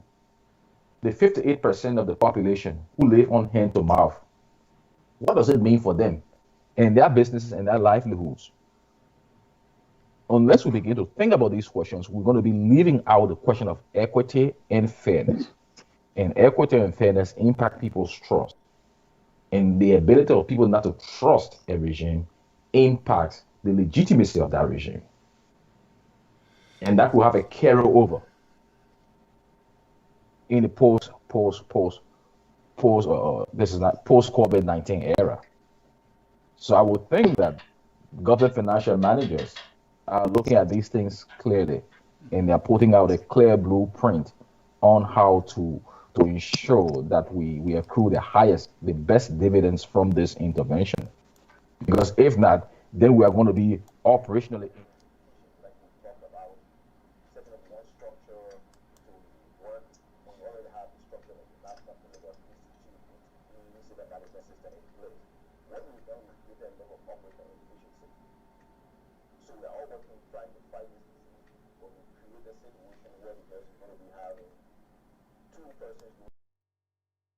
to accomplish the same thing. You're going to be using a lot of resources operationally to accomplish something, and that means then our outcome will be lower compared to having fewer resources. And in this case, if we are not careful how we're going to administer this particular $25 million stimulus, remember it's 25 million again, it's going to impact synonymous to the last 25 million that were involved in the map out. Yep. It brings up some impact the question of allocated efficiency. How do you prevent fraud, waste, and abuse? In Liberian term, the common term we call it is corruption. That seems to be a flashback of something that happened, which many people still not satisfied. But let's see here whether we can take few questions here. So let me just ask, because I listened to Dr. Ketot, who is the Chief Medical Officer. Our invitation to both of them is still out there here. I didn't hear whether they have some interims or management teams in other maybe rest of the tech team or 12 political subdivisions. The focus seems to be now in the 3 counties that I consider hotspot, but yet them still you have more than 2,000 cases within the Ivory Coast, which is in the proximity of Liberia, Guinea, is all of that. The ventilators are holding either 1 or 2. So I'm wondering here, is there a short-term approach here, or should the government be to consider a holistic approach to get herself ahead of the game, and maybe we also take into consideration of resources, but let's say the 4 corners we divide into zone. But what happens when somebody is infected in Sano? Should we drive that person from Sano to bring them to Monrovia when there's no quarantine area in Sano, either in Grand Gita within that corridor? How dangerous it is? Are we controlling the infection? Thomas should be the one able to speak to this better than me. But those are some of the structural challenges that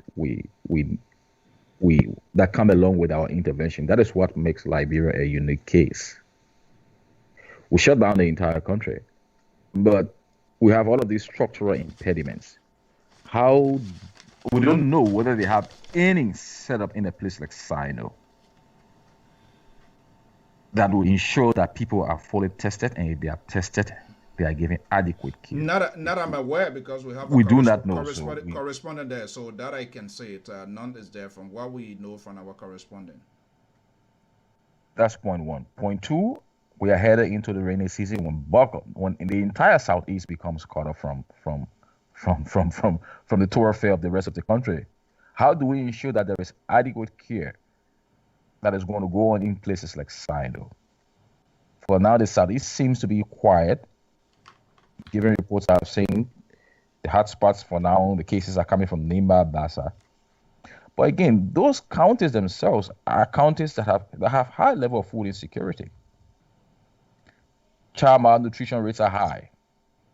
So then families have to juggle between providing adequate care, ensuring that they have a livelihood in order to sustain themselves and their children, versus taking into consideration the cut-off measures. So these are questions that people need to address. How do we ensure access? So it's not just a question of making care available. I don't like to use the U.S. experience to speak to Liberia, but that is what is happening. They are testing available. But the question that comes with that is the testing accessible? Accessibility means that people are able to get to the test in no time. So in our own case, the intervention has been planned.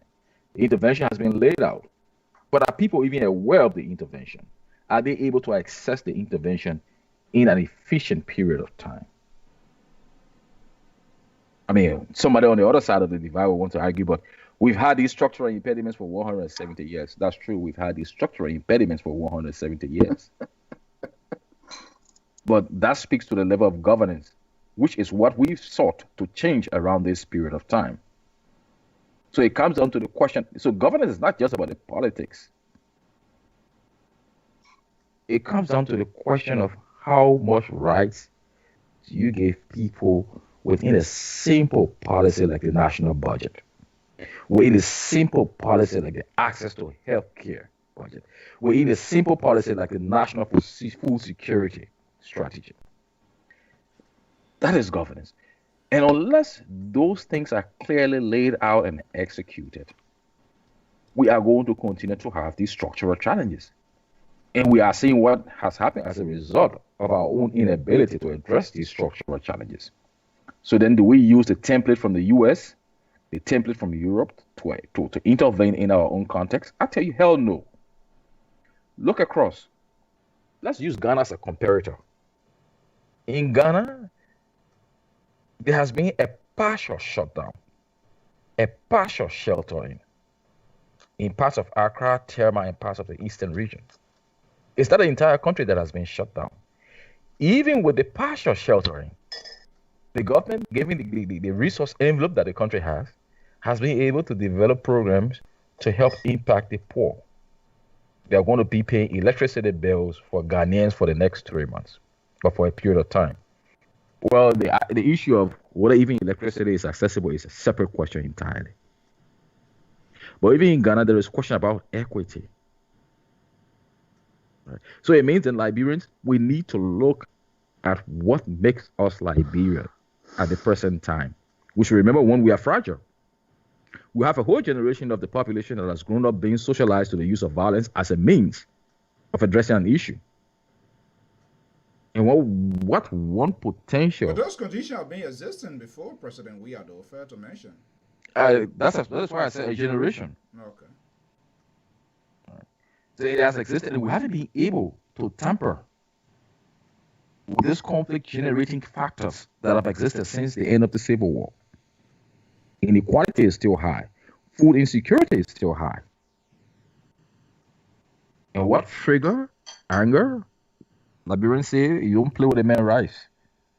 So if people cannot have access to their livelihoods, right, and because they don't have access to their livelihoods, they cannot be able to have access to food for a day or more. We're not talking about food security here. We're just looking at one dimension of food security, food accessibility. Okay. So let me see here. Dr. Toba, you want to respond to this? So I will throw this number out here and take a few questions. I don't want to hold you guys up here, but it's getting quite interesting to see the discussions and some of the comments coming here. Do you want to make a comment before I throw this number out here for one or two questions before we wrap up? Yeah, I think it will be critical to also hear from our listening audience if they have something that we need to clarify. But exactly. Sam and yourself, you were talking about the rest of the country, the other counties in Liberia, whether they have the capacity. The last time I made a quick check with some of the county health officers, who most of them are my friends because we all went to science college. Those who are doctors right now in our counties, almost 80 to 85% of them myself were in science college in at the University of Liberia. When they were going to medical school, then I went to the law school. So they myself, we are very, very good friends. And when I was checking with them, they have not received some of the rare COVID-19 PPEs that they're supposed to have. There was a system that we put in place, that is the sample transport system. We have Liberian international organization. When I say international, the organization has an international branch, but it has a local branch in Liberia called the Riders for Health. Riders for Health has couriers and motorcyclists that are trained to collect samples from any part of Liberia in all 15 counties. So right now there's only one lab that is testing all the COVID-19 cases. So Riders for Health will go in all 15 counties and collect samples. A few days ago, there was a positive case from Grand Cru.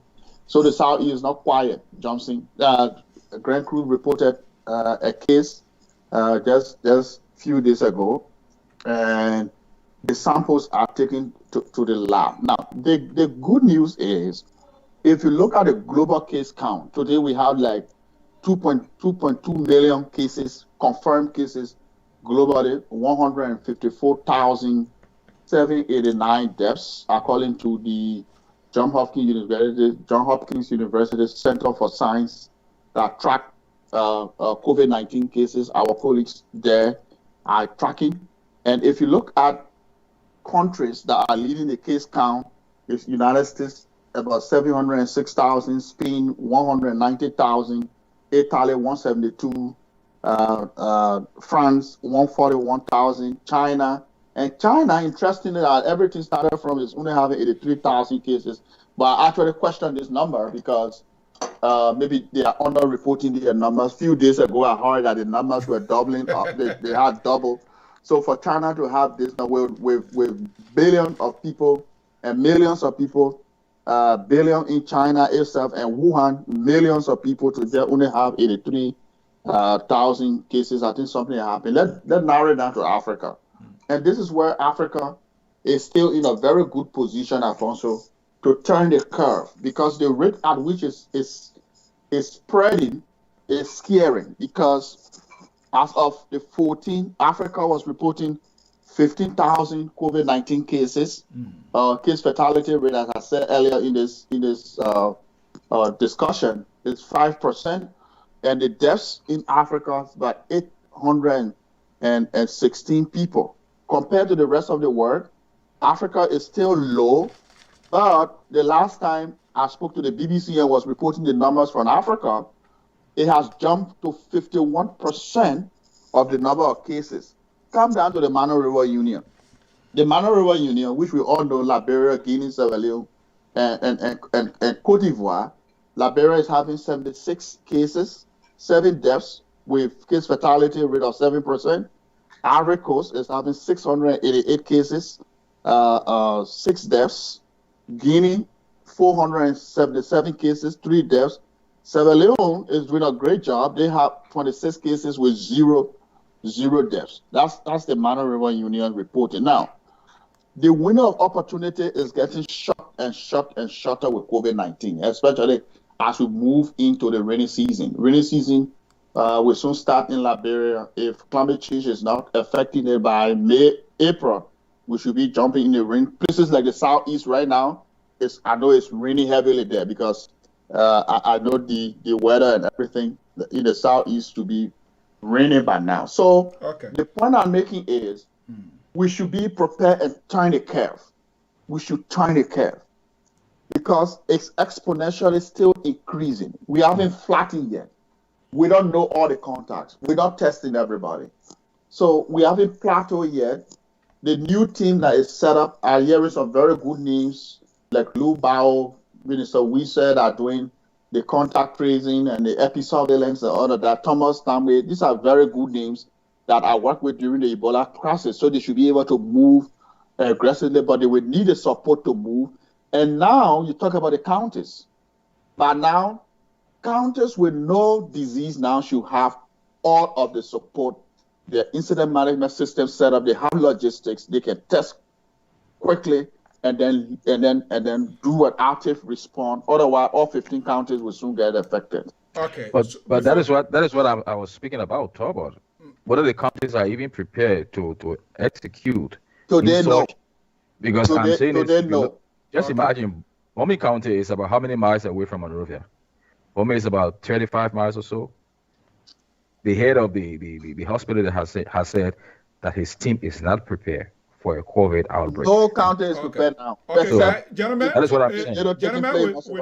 we need to get some questions out there now because there are a lot of burning issues other people have here. But before that, I'm getting the question here from a prominent son here. Now, I stand to be corrected, Dr. Talbot, from your interview with local stations in Liberia, and that is also on our official website. You seem not to be in agreement with this lockdown. So this question is coming. Could it have been better for the president to mandate everybody to wear masks than the lockdown? If you wearing masks is CDC came out with a new policy. This is where the wearing masks will protect you. It's protecting. The main reason why they are telling us to wear masks is the person who is sick, so that the person who has the COVID-19 will not transmit it to you. You who don't have it. Is that yes to my question? No, it's not yes to your question. Okay. Because wearing masks wouldn't have stopped the disease from entering the population as it is. So it's not a yes to the question. Wearing masks is, for me, it's cosmetic. It's sometimes basically false pretense or falsehood of thinking that you're protecting yourself, when what happened to somebody who have had a droplet that is on your door, in your car, in your office, or somebody so wearing masks is not too much heavily prevention or stopping the disease.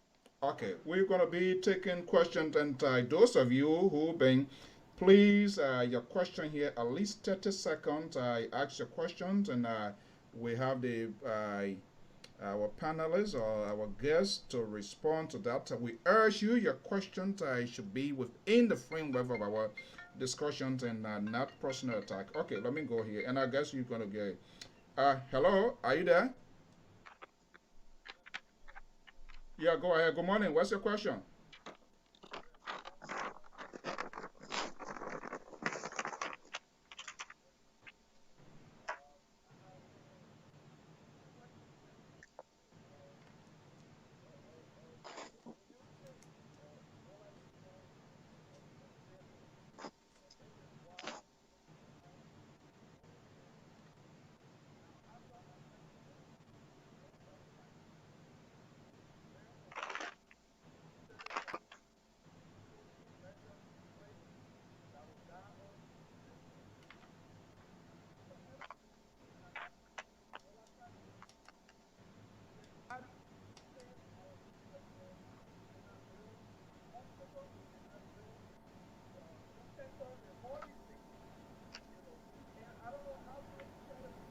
Place to prevent this, to at least give us an idea on this pandemic that is happening right now.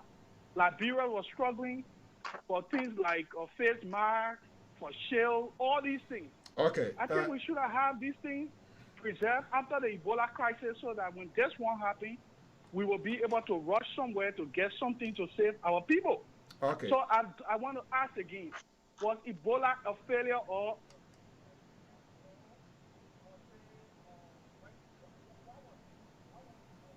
Okay, thank you very much. Guess, are you there? Yeah, we're here. Yeah, did you hear the question? No. Can you please reset it? Oh, wait a minute. I don't know. Something went wrong here. Okay, let me see here. Let me see. Are you guys hearing the question? Hello? No. Yeah, Mr. Sandy, are you there? Yeah, go ahead. Mr. Nyonso, are you hearing the question? No. Let me see. Okay, go ahead, Moses. Let me see here. Something not going on right here. Moses, go ahead. I'm here. Okay. I'm hearing somebody, that's why. Yeah, go ahead. The person that they left already. What's your question? Sorry, I don't understand. Well, first, let me say good morning to my good friends, Dr. Sam Johnson and the Honorable Tobanins, who have listened to the broadcast. The guys are doing excellent job explaining the situation in Liberia. As Dr. Johnson and Tauber said, the situation in Liberia is a special situation. And what is currently happening, I would say that the Liberian government is faced with a conundrum, a political conundrum. They're fighting the disease which is invisible in the absence of needed resources. We don't have PPEs. The status of our hospitals are also in shambles, meaning that we don't really have, what it takes to run those hospitals. And in the wake of that,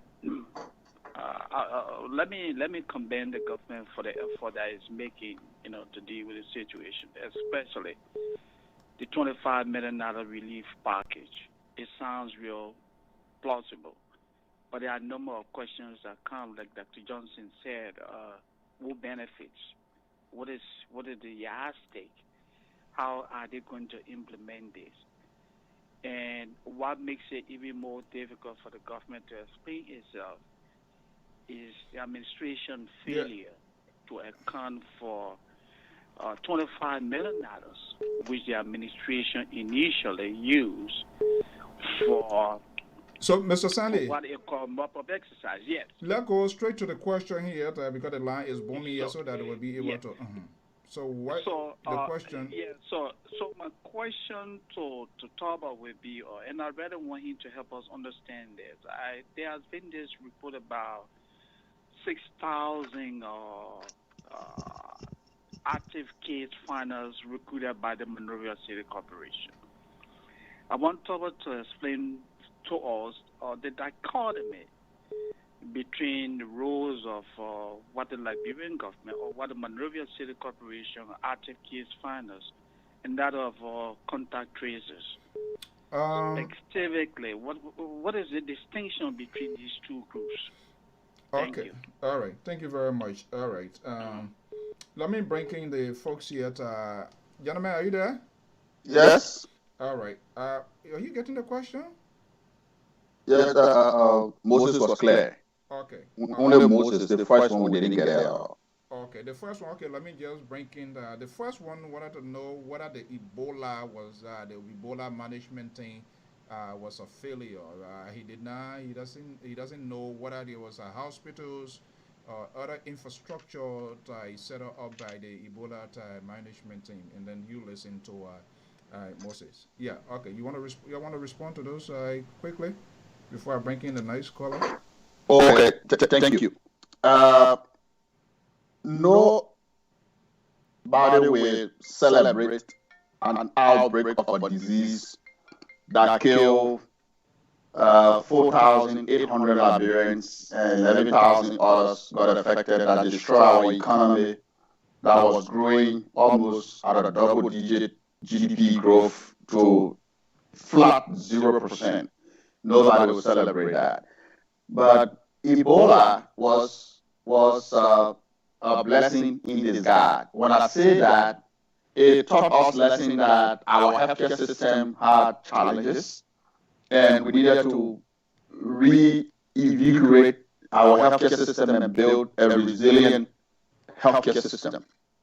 You remember, by the time the illness kits came into Liberia, in less than 2 to 3 days, the government was able to test on the 16th of March and reported our first case.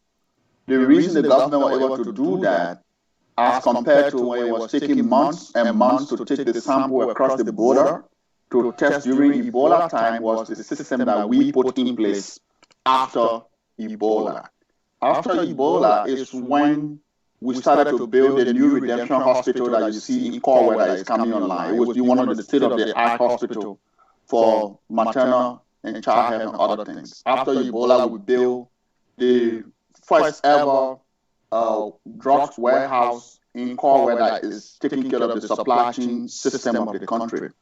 Our healthcare facilities did not have something we call triage, meaning if you come to the facility, they build triages in all of the counties, hospitals, engineered infection prevention and control system, train healthcare workers across the country, establish a national public health institute, one of the agencies, my last place of work before. And before we conclude, Alfonso, I want to give you the working of the National Public Health Institute on what capacity it has and how it has dealt with flare-ups of cases of Ebola, dealt with Lassa fever, dealt with diseases, the meningitis, measles outbreaks, yellow fever, monkeypox, and other diseases that were happening in Liberia that Liberian people did not even know about, that these diseases were taking place. And the fact that the system was able to ramp up, and the team that Dr. Fowler was heading earlier with the airports and other, that those were systems that Ebola left in place with the support of the Global Health Security Agenda colleagues from the US CDC, WHO that we were working with on the ground that was supporting the Ministry of Health response. He talks about why we don't have PPEs and supplies. Some of these goods are perishable goods. Ebola was since 2016, the last cases of Ebola was reported. From 2016 to 2020 is about 4 to 5 years now. So you have to replenish the supply chain, buy more gloves, buy more masks, buy the terrorist suits that people use, buy respirators for the hospital, goggles, disposable gloves, hand sanitizers, surgical gloves. These basic forecasting of a supply chain should have been done when China reported and WHO declared in January that COVID-19 was a public health emergency of international concern. So some of the initial infusion of resources that the government of Liberia put out there, I remember the Minister of Finance announced either $1 million or $1.5 million package. These are the things the government should have front-loaded with all the ventilators, supplies, and stockpile our counties and the hospitals. Those are the kind of advice I would have given from the very beginning so that we are prepared and we can reduce the number of cases, flatten the curve, bend the curve, trace all the contacts. Mr. Moses, my good friend Moses Sandy, former president of HAJA, the American Association, asked about the dichotomy between contact tracers, active case finders, and all of that. The reason, Moses, that the MCC came under sharp criticism was they announced that those they trained were contact tracers from the beginning, and that's why they came under criticism. Contact tracing is a component of surveillance. It's a component of epidemiology. It's a traditional public health response that even people use during the eradication of smallpox and other diseases. So you need trained people with skills that is led by epidemiologists or field epidemiologists to do contact tracing. It's different from people who do social mobilization and active case finding, going in the community, asking people, did anybody cough here? People sneezing? Do you have sick person in your household? That which community mobilizers, community engagement, social mobilization can do. But and I was excited when the mayor and the group came back and said, no, we're not doing contact tracing, we're doing social mobilization, active case finding, and community engagement, which Ambassador Judy Andy has been doing over the years, and she knows it very well. So we shouldn't conflict the two. Contact tracing that Minister Semford Wise is leading now, and I'm so excited he's leading that, because during my days in the Ebola response, Mr. Wise was leading the contact tracing. He has the listing of people from all 15 counties, over 2,000 plus, that can do effective contact tracing. All you need to do is to do some more training, because the way you trace Ebola people is not the same as you trace COVID-19 people. Hope I answered your questions. Okay. All right. Let me see here. Let me bring in the caller. Are you there? Yeah, I'm here. Yeah, thank you for holding on. What's your question? Yeah, good morning, Mr. So. I want to say good morning to Dr. Yenswai and Dr. Johnson. Yeah, my name is Alana King. Thanks for bringing me on. I have a question for Dr. Yenswai. Is Dr. Yenswai retired like the rest of the alien government and living in America? Because Liberia, right now, our country needs men of his profession. You know, I think he's more valuable than those lawmakers, senator, and even I can say close to the president, because we need our doctor and our nurses right now. Okay, thank you very much. Okay, oh man, the other one here, I know. So, who Why are you guys laughing? The man asked a genuine question. Of course. Are you retired? Are you retired or what? Yeah. That's what I'm pointing out to him. Establish your identity. You take other calls or you want me to answer that? No, I'm not going to speak for you. You here? No, I'm asking whether you're taking other calls or you want me to respond to that. Okay, then hold on. Let me just take the other call here. Then, hello, caller, are you there? Hello, Mr. Pro. Yeah, good morning. Go ahead with your question, quick. Yeah, this is Kevin Daba, and I'm calling you from Texas. Good morning, buddy. I have 3 questions for Dr. Yinswa. This fast. It's not going to be too long. No, make it 3. So we'll give the other 2 to the other people too. But if you can do it, if you can do it in 45 seconds, yeah, I can do it in that time frame. It's going to be short, very short. Okay, go ahead quickly. Okay, Dan, I want to say thank you first of all for a job done in Liberia during the Ebola thing. We know how tedious it was. But one would say that you really did not do enough looking at the assistance that you received from the international community. One would say that you did maybe 10% of what should have actually been done. I don't know if you think otherwise about that. And another thing is that Jefferson Kochi said that you criticize him on the current activities going on in the country. I don't know, have you been able to have contacted this government in the beginning of this virus to see how well you could play your part and you have experience? I mean, vast experience when it comes to, this area, and it's your area of expertise. And my third question will have to do with the corruption scandal. Because we learned that most of the money that should have been used for the fighting the Ebola purpose were used by you, allegedly. Can you also help our address with that? Thank you very much. Okay. There you have it. Let's go at it. Again, gentlemen, questions and answers, comments on our podcast online. It is the view of the caller, not the management and staff of the Liberia Public Radio. But we do have to facilitate this sort of openness conversation. So it seems to be, Dr. Tobo, you are on the radar. You heard a young man question. You did not do well. 10%. That's a terrible grade. You went to school, you know. Okay. Did you contact GOL based on your expertise? I just try to give a summary, and I know you were taking notes. And then corruption scandal. Allegedly, that's the word he used, I believe, that the money funding for Ebola. Then maybe perhaps I want to expand on it. I don't know how much was invested, how much did government use to fight that Ebola. So, Mr. Johnson, you are not in government, so they want your party not even get anything to do. I hope they will ask some economic question as well, to do this. But go ahead quickly, Da. Okay, thank you. Let me answer the first one. When you work in the system and you build a system, sometimes it comes a time that you give other people chance.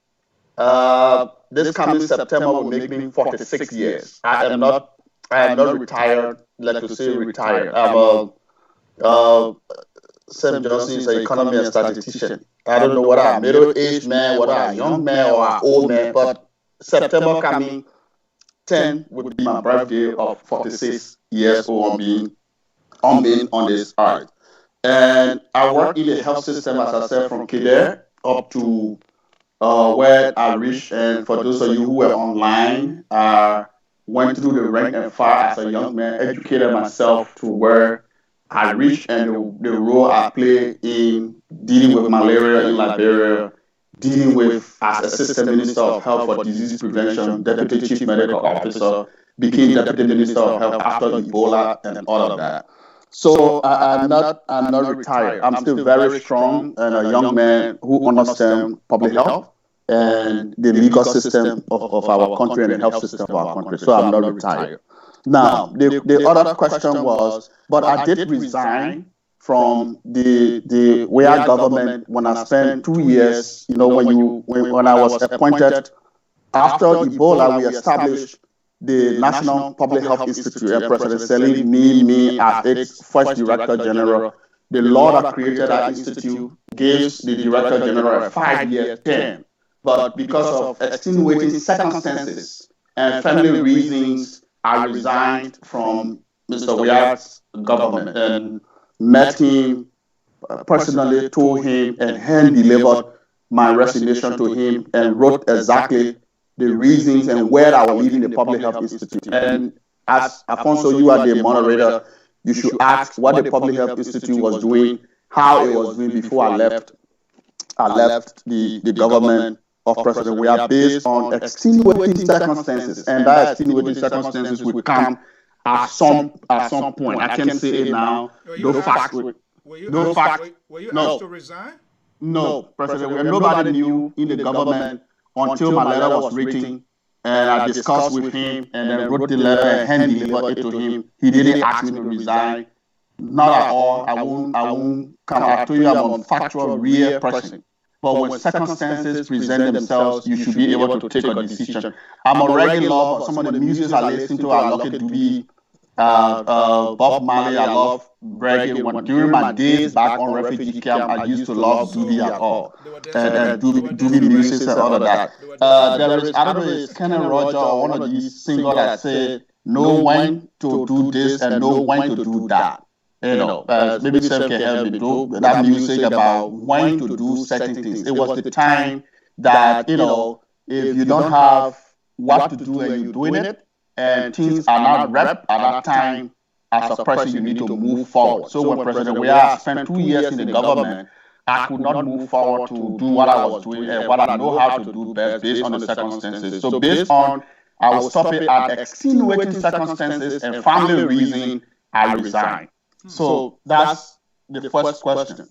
And the second one was whether the government contact traced us, whether I reached out to them and all of that. What was taking place in the response, I knew the Public Health Institute was in charge. So my anticipation was that the system that we put in place in the National Public Health Institute was going to be used throughout to contain this, because this would have been a very, very small and outbreak to deal with. As I said earlier, we dealt with so many other outbreaks that were really complicated than this one. And the brother also said we did only 10% because of resources that came into the country. Take a breath, relax a little bit, and think through it. Ebola started March of 2014, my brother. You asked the question. I hope you're still listening. I was put in charge August 11, 2014, when dead bodies were in the streets in Monrovia. Hospitals closed down. State of emergency declared. President Sirleaf declared state of emergency August 6. The World Health Organization declared that Ebola was public health emergency of international concern August 8. I was put in charge August 2011 as the incident manager. In the midst of the crisis, you have to organize an incident management team. In 3 months, my mandate was to stop Ebola. Pray God that the U.S. government came in, community have now understood. President Sirleaf changed the dynamics of responding to the outbreak. Resources started coming in through international organizations, my brother. Let me say it again here. The money that went to Liberia, UN system controlled their money. American people did not get anybody dollar to control their money. The NGOs that came in had their own money. The little money that government put into responding to the outbreak, President Sirleaf, I'm on record, write it down and check the facts.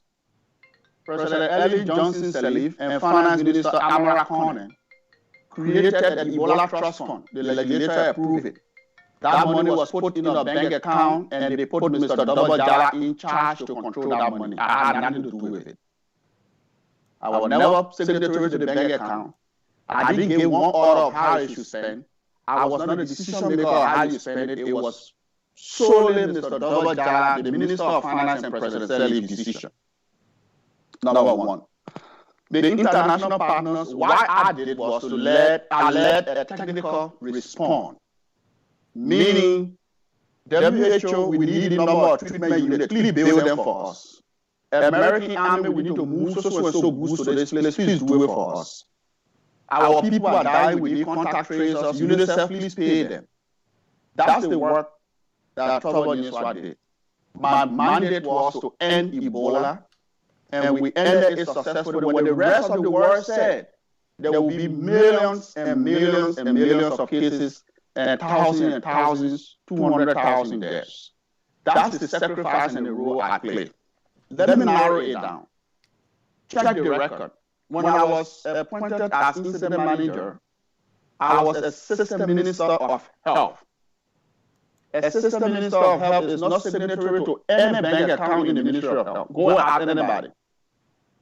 There's an Office of Financial Management, there was a Minister of Health, there's a Chief Medical Officer. There's a Deputy Minister for Administration in the Ministry of Health. So every dime that came to the Ministry of Health during Ebola and the Assistant Minister had no control over it. So I couldn't have been near money. Number three, I was still making the salary of an Assistant Minister, which then was not more than $3,000. And President Sirleaf said they did not discuss how much you were going to pay me of the Ebola outbreak if I had died and my family member got infected. Nobody gave me a dime.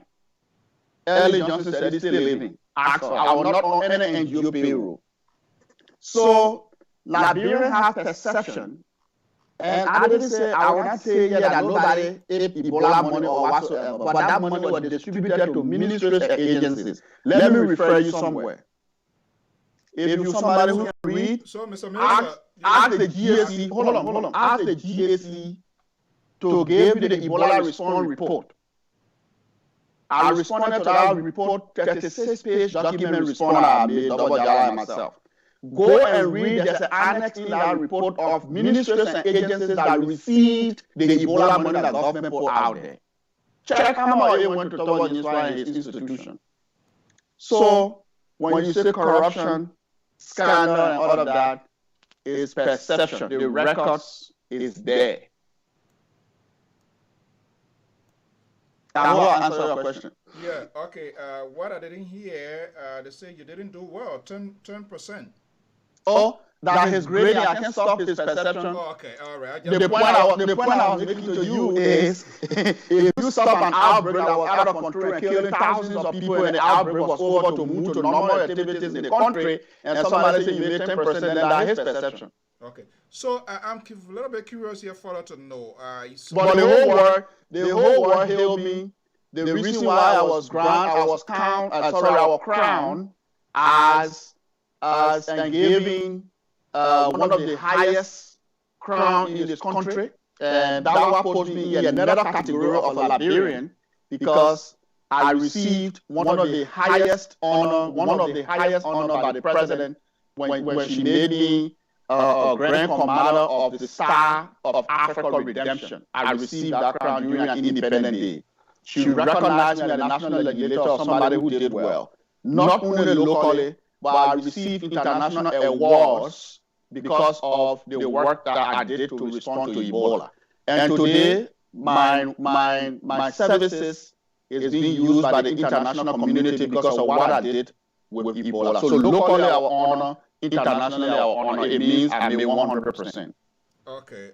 And my team. All right. I'm not sure, not to sound me here. I'm not a guy who can just easily honor people. I like to hold people accountable of what they do here. So, do you, okay, because I hear you saying, you were not in charge here, but how much were really invested into Ebola? Do you know? I don't know.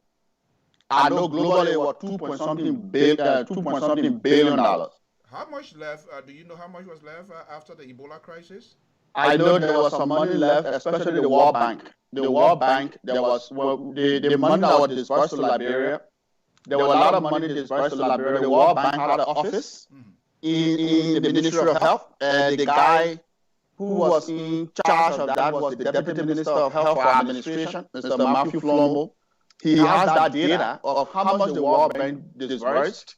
Ministry of Finance, the current Ministry of Finance seems to have that data of how much was disbursed by the World Bank and other agencies during the Ebola response. I said again, and I will repeat that, my job was not with finances. My job was to do the technical part. After Ebola, Dr. Dan, who was the appointed Minister of Health, used thousands of the Ebola money that left. That was building Redemption Hospital right now. I know that for sure. Drive to Redemption Hospital and see the hospital that is being built there. Is it fair to say your technical work to could tie in with the procurement, procuring things that would be needed to, was there no budget? When I got in charge, we drew up a response plan. The response plan we drew up have pillars, and those pillars have budget, and the budget was executed by the UN agency and the United States government through NGOs. So what was the budget? How much was the budget submitted? I don't know over here right now. It's something that I could look at the plan later on because this was not part of our discussion. But I can look at the plan later on and tell you the numbers that we put out there to build the number of ETUs, to build the number of labs, to build, and this is why the new COVID-19 team need to do right now. They need to develop a plan, cost that plan, and tell the international partner with the resources to support that plan. Because people get a little bit afraid of giving huge money to government. So when we did it, we put a plan out there through the UN system, through NGOs, through the US system, and then that plan and ran with it. Let me take the call here, and I will come back, and I will bring in Dr. Johnson as well. Caller, are you there? Please lower your monitor. Yes, I'm here. Okay, lower your monitor. Why your question there quick? My first question to Dr. Yensua has to do, I just want to know what is his current relationship with the Enfield boss currently, and then current relationship with what? With the Enfield boss, the guy who's heading the institution currently, his relationship with him. Oh, his relation. Okay, good. Yeah, go on. Yeah, and then we also heard that he ran out of the country because he was under investigation. So how can he address himself to that? Okay, all right. Okay, let me make him to come to that, and I'll have to bring in Dr. Johnson here because I see him smiling here. So he will respond. Okay, Dr. Yensua? Yes. All right, Dr. Yensua, are you there? Mm-hmm. Oh, hold on one second. Are you there? I'm here. Okay, I guess you heard the question. What is your current relationship with the current executive director of the Institute, Health Institute? And he is saying they say you ran out of the country.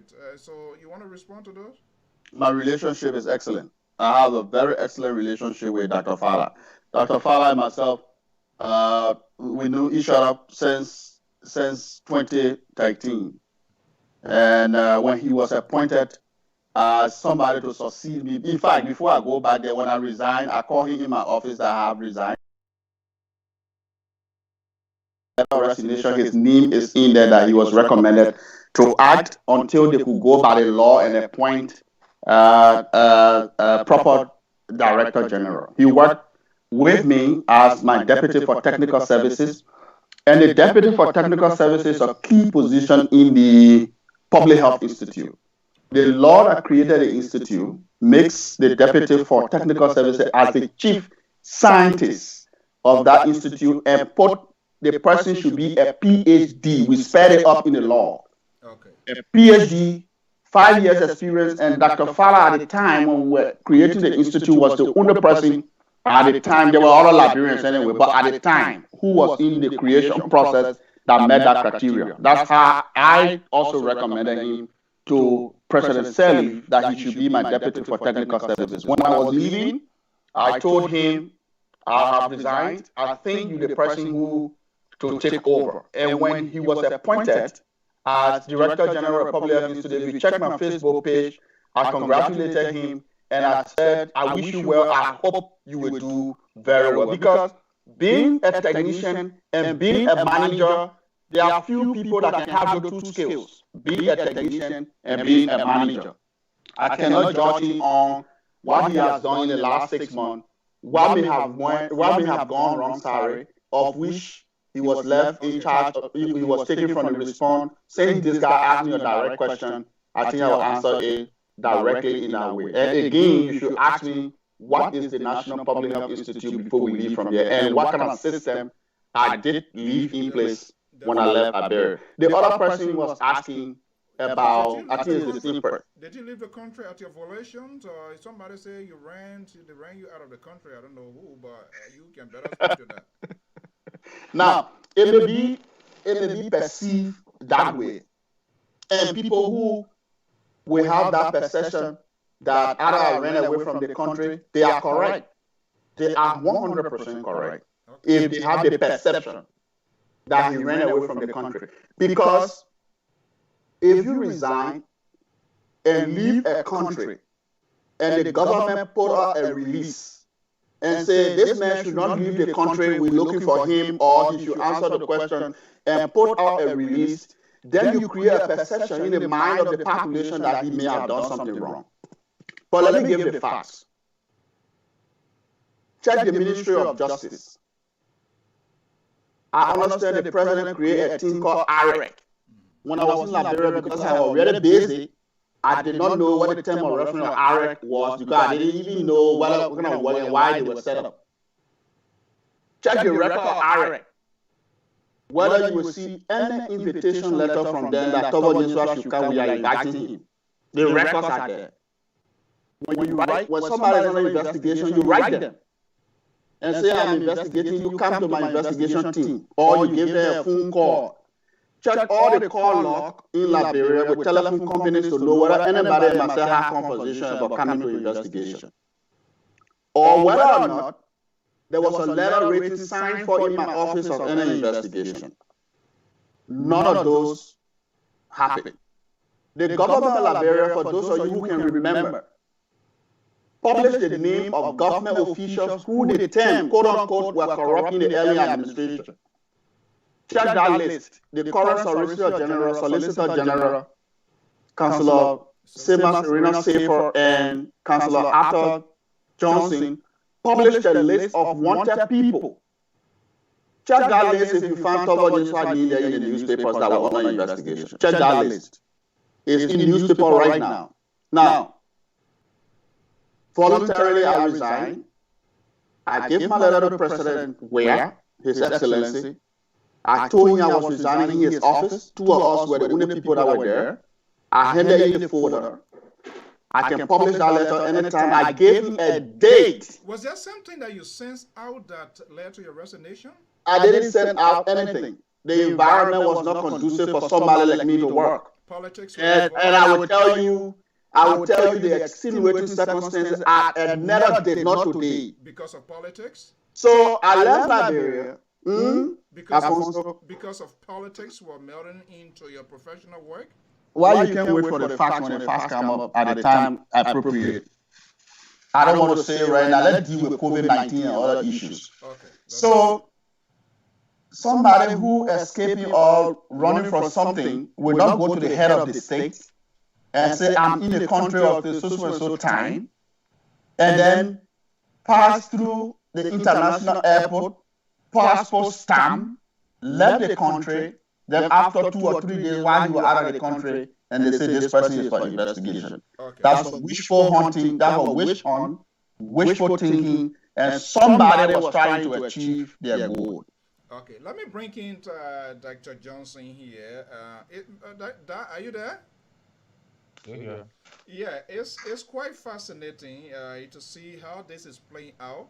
And it tells you and myself, and even Dr. Yensua, how divided a country we are. Politics, the country is polarized on politics, and people of interest. We are not looking at the economic impact after this, whether it's a short-term, it's a long-term goal. One group of Liberians who belong to certain political party who maybe has state power before, and another group now that is in control of state power is now in the blame game. You didn't do this, you did this, and you should be held liable? Where are we heading as a nation? That's a very good question. I don't know. Because all of what I see, going back to what you just said, is this whole dance of trading blame. So it means either somebody is not prepared to own up to the task for which he signed up, or someone is just not okay with what he should be doing. And this is not the time for it. This is not the time for blame trading. We have a national emergency at hand. COVID-19 doesn't know political party. COVID-19 doesn't know ethnicity. COVID-19 doesn't know boundaries, whether political, fiscal, social, or economic. So it means that all Liberians need to put aside our own differences. This doesn't mean that you cannot criticize. We criticize because we feel that things are not going the right way and we want them to go the right way. That is why criticism is essential. Yes, there are times criticism may be made in bad faith, but it's essential that people have their voice heard. And if people are being pursued because of their dissenting opinions, then for a country like Liberia that is so fragile, that hasn't yet recovered, that is still reeling from the effects of a 14-year conflict, we could be heading down the wrong path, which could be conflictual, which could be brewing social tension. Okay. All right. Let me bring in this caller here. Caller, go ahead. What's your question, please? Caller, are you there? Hello? Yeah. What's your name and where are you calling from? Yeah, my name is Dixon Gonga. I'm calling from Louisville, Kentucky, USA. Okay, Mr. Gonga. Good morning. How are you today? What's your question? Yeah, I'm good. I just want to say hi to Mr. Johnson, my brother from Clarendon, right there. How you doing? I'm good. Who's this again? Call the name. I didn't get you clearly. My question has to do with Mr. Yenswa Toba. Because it raises concern. Mr. Yenswa is in studio today telling us that he cannot figure out how many dollars were sent from the international community to work with during his time at the Ebola period. And then there's the situation we always find ourselves in Liberia, because people don't want to get accountability because they are partly responsible and they are connected to the power that be. Because Mr. Yenswa, what he's saying here now is like he's telling us that he don't want to call names because the devastation that he left over there when people who knew themselves, some people were not even Ebola victims, died because of the situation at the time. Chemicals were used on people at the time. When you are hold on 1 second. You say chemical are used. What sort of chemical? Can you tell us? I mean, like chloride and other things that people inhaled, and it caused damage to people. Who gave that to them? Was that the Health Institute? Alfonso. Yes, people were Alfonso. In Liberia, have family who died. People who were even suffering from minor sicknesses, the malaria and other things. People carried around as Ebola, and where people got killed. People, the actual number of people that died in Liberia during the Ebola, the number did not come. They get inflated the number, and other people got killed. Like for instance, what will happen in America yesterday. So let me ask you. We also hold people liable of their comments, of their opinions or view. So hold on, don't go. So you are saying that the action, whatever happened, was done by the Health Institute? Oh yes. There were cases that people never had Ebola. I can remember. In 2014, there was a brother twins were in Monrovia. They left from Monrovia. They went to Nimba. The boy was suffering from high malaria. They said that those guys had Ebola, and the timeline that they gave for Ebola was 21 days. Those guys lived more than 21 days. Even they took them to the hospital in Nimba, in Senegal. Those guy will labor as Ebola patient until those people go and pray and they ran. But my point has to do with this money. So hold on. So that is not a case. What? I'm just trying to lay some previous concerning what he just said. Okay, but then make it part of your argument when you say your point has to do with the money. Then it seems to me now that you are trying to. Alfonso, so, let him remain on the line. Let me ask you a question. Alfonso, your caller, let me ask you a question. The way the United States, my brother, is fighting the COVID-19, Tony Fauci is the chief scientist and technical person to President Trump. They announced a similar package to pay people money because of what COVID-19 did. President Trump has the Treasury Secretary, the whole government intact. Now, you will hold Tony Fauci responsible for the money that President Trump put in your accounts right now. Let's put it to Liberia. The president of Liberia, Ellen Johnson Sirleaf, was still president in the country. Finance Minister Amara Coney was still finance minister. Foreign Minister Augustine Kafan was still foreign minister. He was mobilizing the resources. They were giving it to the Ministry of Finance. You want to ask me for the money that the government of Liberia received? Go ahead. Okay. So they lost our family member. Please. We don't want to say he left in B house over there because of the money. No. Please tell us how many dollars the people gave because some of us lost our family member and we are hurt. Okay. Have my sympathy. I share your pains. All right. Have my sympathy. I share your pains. When people lost ones in a crisis like that, they were devastated. I really share your pains. Have my sympathy. I really share your pains, and my condolences to you that when you lost your loved one during the Ebola crisis. Okay, before I go back to Dr. Johnson here, there are a lot of things out there, and this is why sometimes it's good to have this sort of conversation, but it must be done in an honest fashion.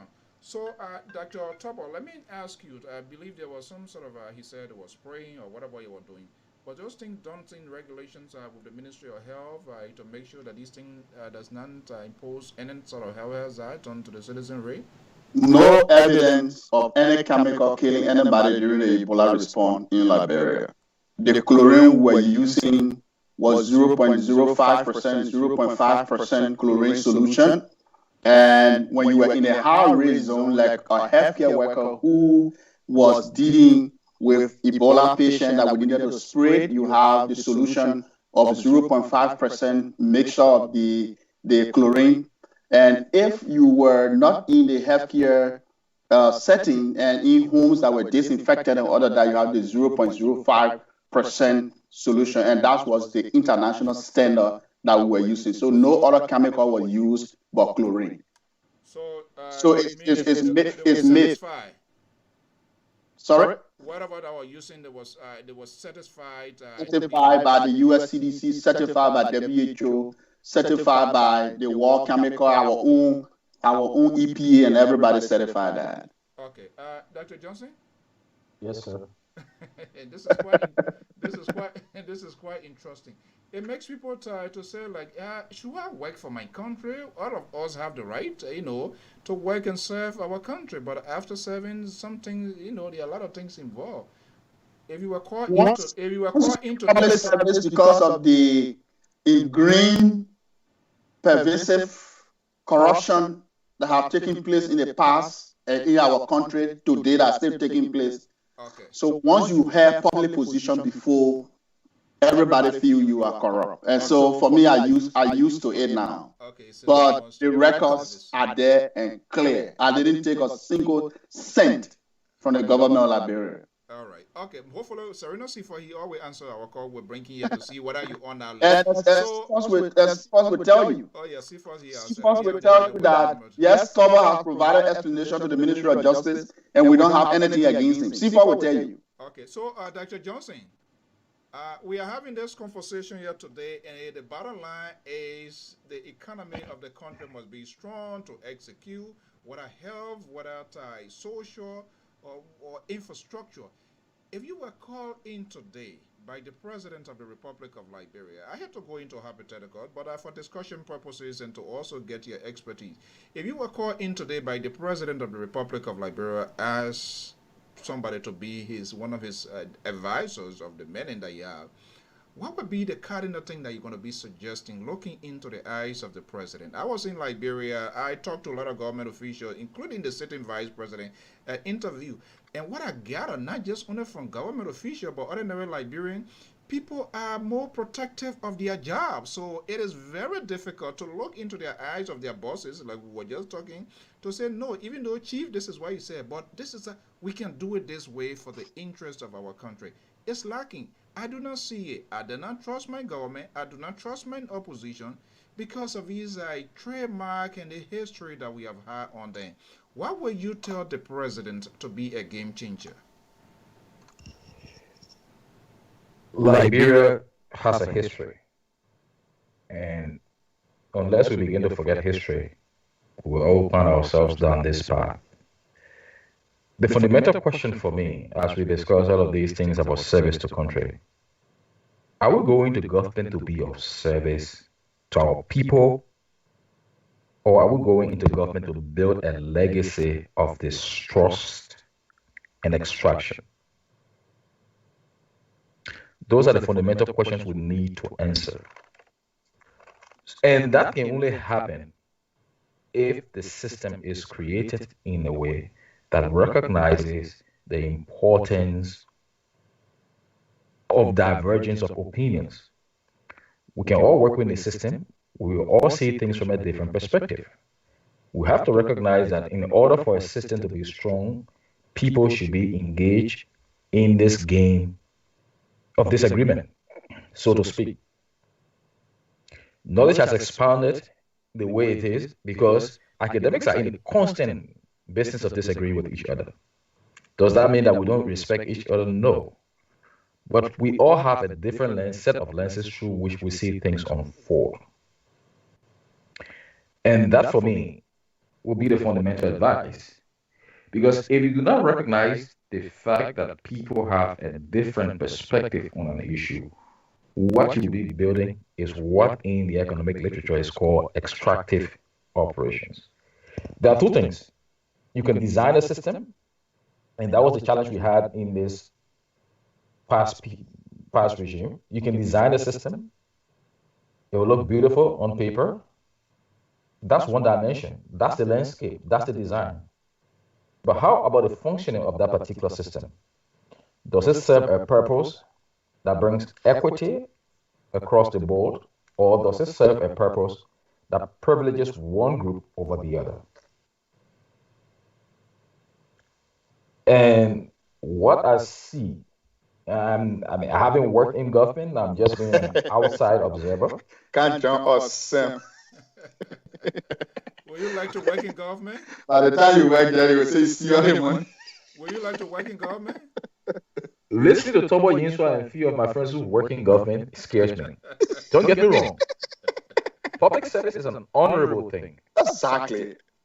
Public service is an honorable thing, or should be an honorable thing. It should be a mark of legacy. There is nothing greater than one's service to country. Absolutely nothing greater than one's service to country, irrespective of the level of service. But where service to country begins to be seen through the lenses of extraction, it becomes a dangerous thing. Because now you endanger people's lives. And when you endanger people's lives, you scare away your best and brightest talents that you need. At this current stage, Liberia needs all of its best and brightest talents, irrespective of where we find ourselves on this political divide, so to speak. And unless we can begin to see it through that lens, we're going to run the risk of putting our country down the hole. I mean, this may not be a good example, but I'm sorry to my brother from Clarendon for the loss of his relative. I'm sure that given all of us from Clarendon, maybe somebody that I know. But that speaks to one thing. Ebola will kill a lot of people who themselves didn't contract Ebola. I lost a friend,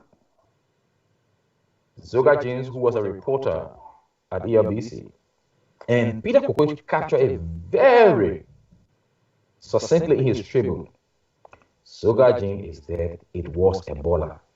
Sogajin didn't die because he contracted Ebola. He died because he had another ailment related to diabetes. So what I'm saying is that we all need to go on deck. Even talking about the economy, you cannot revive the economy in its current state. We first have to mitigate, we first have to address, we first have to eliminate Ebola from the country.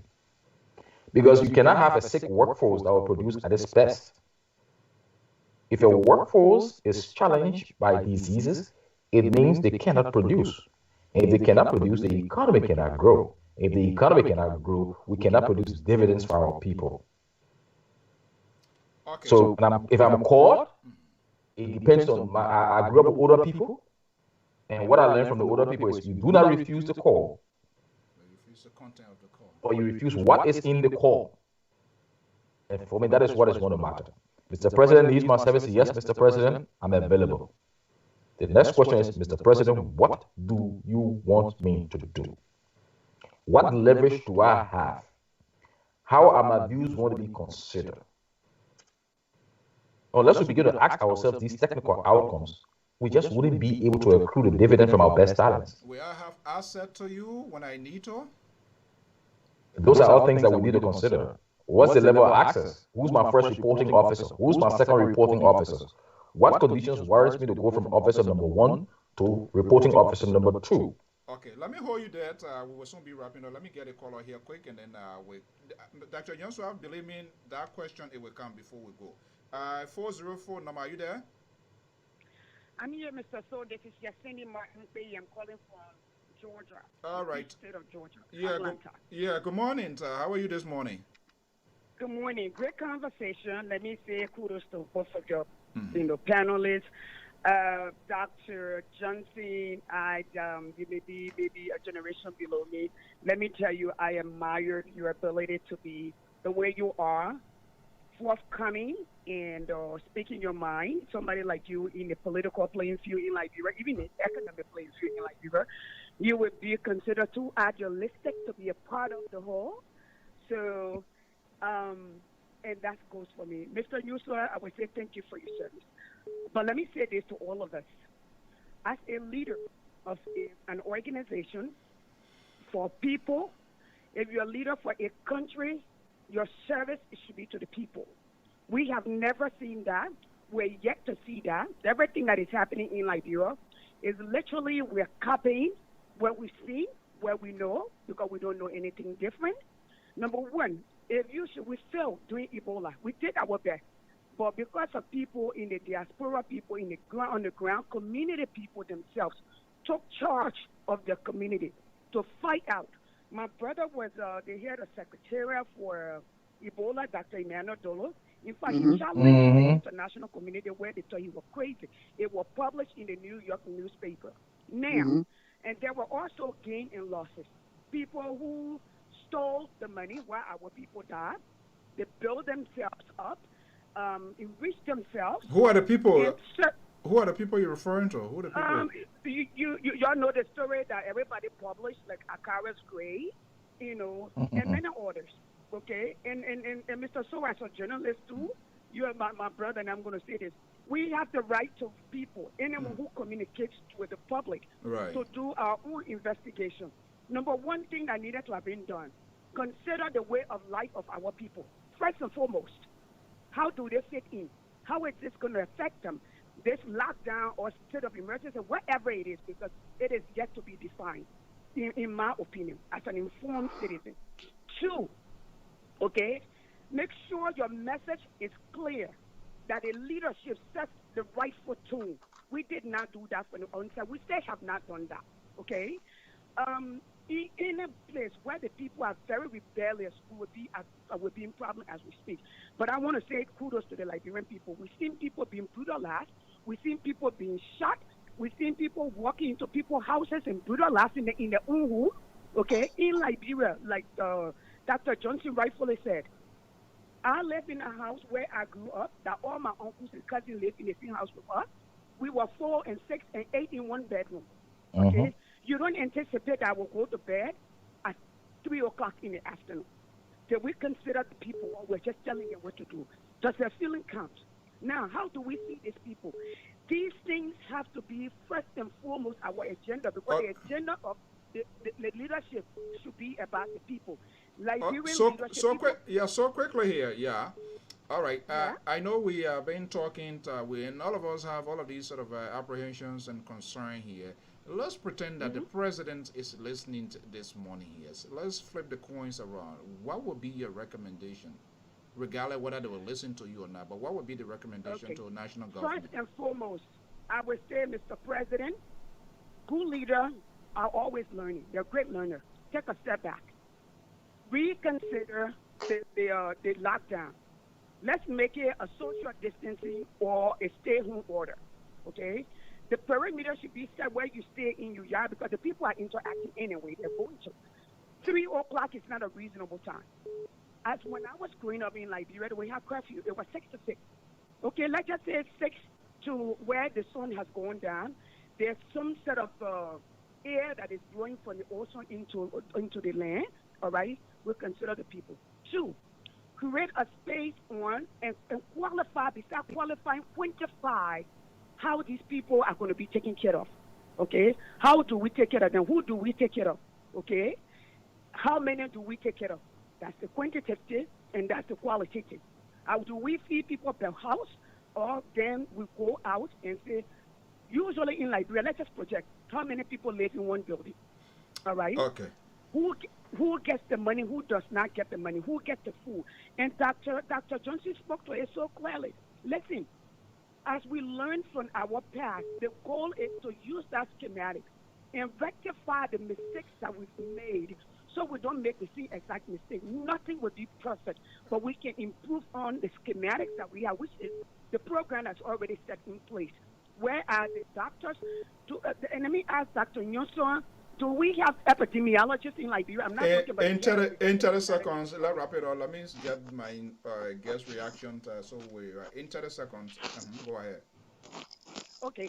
In 30 seconds, the president needs to take a walk back and consider his people first and foremost. The money should not be a priority, and the president should withdraw. The Boy Scouts, the city police are in the street, and let's treat the people from the community levels, the leadership at the community levels.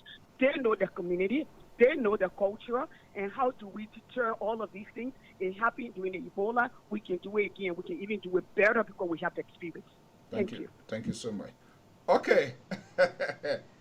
All right. Let me see here. I guess you was you guys heard they're from Atlanta, Georgia. Okay. We have gone to a lot here. I want to have the opportunity to have you guys here. I'm going to keep you guys hostage here, because the Liberia situation is an endless one. It will be an endless questions, and people will continue to talk. That I can guarantee. Let me start with you, Dr. Nyonso. You want to respond to what she was saying before I go to Dr. Johnson? Oh yeah, had a very, very, terrific points. She was very clear and said it very well with how she articulated that well. Yeah, thank you. Your brother and myself worked together very, very well. Dr. Emmanuel Dolo was the bridge and head of the secretariat that was created, the Presidential Ebola Council, Advisory Council on Ebola, that's the PACE. And so may his soul rest in perfect peace. He was one of the heroes for Liberia that did a great job during the Ebola response. He was on the IMS with me when we were leading the charge, and Dr. Dolo was working as one of the advisors to the president during the Ebola response. So I remember very well. And let me add on to what she said, that before we got the international euphoria of the support that came in the Liberian community, and Johnson alluded to that the Liberian community and the community engagement, Liberian people have already understood what the outbreak was all about. By the time we reached September of 2014, we saw that the numbers were decreasing before even the international support and all of that came in. So some community engagement was key. If the outbreak response start to being like they against us and deploying military in the communities and the community get an outburst, you will have an issue with the response itself. We saw it with Dolo Town, we saw it with West Point when the military was deployed and the community people did not like it. So effective community engagement and working with the Liberian people will make us to score one of the games. And she asked a question whether we have epidemiologists in Liberia. Yes, we do have. We do have. And I think this is what I will end with, since we almost moving to May Day here in the United States, on the East Coast, and you kept us long, Alfonso. I thought it was an hour discussion, but it's gone almost two hours now. But after some of the things, the lessons we learned, immediately after Ebola was to establish the National Public Health Institute, National Public Health Institute of Liberia. That institution, the act that created it, it was not just getting up one morning and somebody issuing an executive decree or presidential decree to establish something. We took team to Thailand. We took team to South Africa. We came to the United States at the US CDC. We went to see Nigeria CDC. We led a team to Norway to see how the Norwegian Public Health Institute, Ethiopia Public Health Institute, how they were working and put a model together that would suit Liberia. And we established the National Public Health Institute of Liberia. And yeah, you were the last person that said whether we have epidemiologists. We upgraded the lab, the National Reference Laboratory, from a lab of 0 on a scale of 0 to 5, 5 being the highest in the region. If you look at something what is the SLMTA. SLMTA is a system-wide approach of how you assess laboratory. Liberia's lab was assessed a lab on 0 scale in 2015, 2016. And we got it to score number 4 before I left Liberia, meaning the director of the National Reference Laboratory is doing his PhD at Ibadan University. Ibadan University is in Nigeria. He's still the director of the reference laboratory, and he has code of trained laboratory technologists, microbiologists, and other people there. Before I left Liberia, I took the Honorable Minister of Finance, the Honorable Minister of State, my gate. I took them to the lab, and they saw the equipment and trained laboratory technologies that we have in our lab. It's the same lab now that is being used for the test of COVID-19. We have a division for environmental health that does the testing of water. If you heard that I closed down 55 water companies, that the water was not suited for drinking in Liberia, it was our own team from the environmental health division that did that. They are master degrees holder people, scientists, and public health that in the division of disease of environmental health. We established a training unit, and the head of that training unit is a lady, a female with a bachelor and master's degree, and Lady Glebo is in there. She's head our epidemiologist program. You were asking for epidemiologists. Every district, Liberia has 93 health districts. All of those 93 health districts have fee epidemiologists that were either trained for 9 months, so 3 months to 9 months, and some of them now have been going out for 2 years advanced training epidemiology. Liberia says you should have at least one epidemiologist per 10,000 population. Liberia is having one epidemiology per. We have met that WHO threshold of the number of epidemiologists and fee epidemiologists that we have in the country. The Public Health Institute also created a research unit. We recruited 10 to 15 research scientists that were working on vaccine research, that were working on Ebola research, Lassa fever research. Those guys are on the ground. There's a unit in the place there called Infectious Disease Epidemiologists and Response, headed by the director called Thomas Namwe. Mr. Namwe has a master's degree out of Liberia in public health. He's one of the senior trainers in the entire Africa. So if the WHO, the World Health Organization, Africa region is putting any document out there for disease epidemiologists and infectious diseases and surveillance system, Mr. Namwe is one of those that they will always call on to go to Brazzaville to design that system.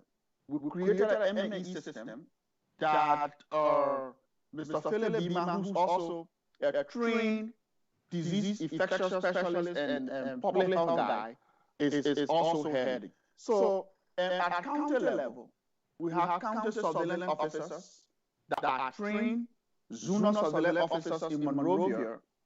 So my thing was, an institution was established to deal with all of these things, and we are there with other big outbreaks to deal with COVID-19 in Liberia.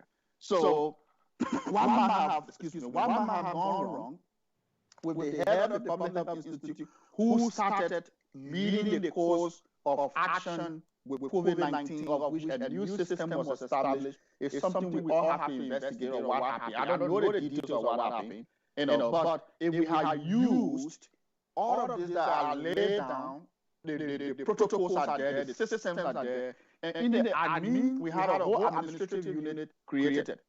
Because I have a deputy for technical services, which was Dr. Musoka Fala, and deputy for administration, which was Mr. Henry Blake, an MBA in finance, and created the Office of Controller, which is another MBA is heading. We created a logistic office, which is smart labels of pharmacists, Vero, Victoria, Moba, with an MPH, voice in supply chain. We had a procurement office, Mohammed was heading it, versed in that HR office, Crystal, legal office is there. So there was a system set up that we could have used to move the outbreak effectively that we did with Ebola.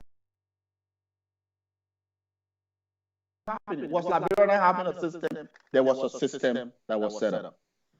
And I really have confidence in the young people, trained Liberian scientists, public health experts that are in there. When an outbreak happens, there's nothing wrong with calling other people to support you, because it's important. People will have larger skills than other people, but I need that. I will pray that that coordination comes together so that COVID-19 will be something of past. We can save more lives and Liberia can get saved.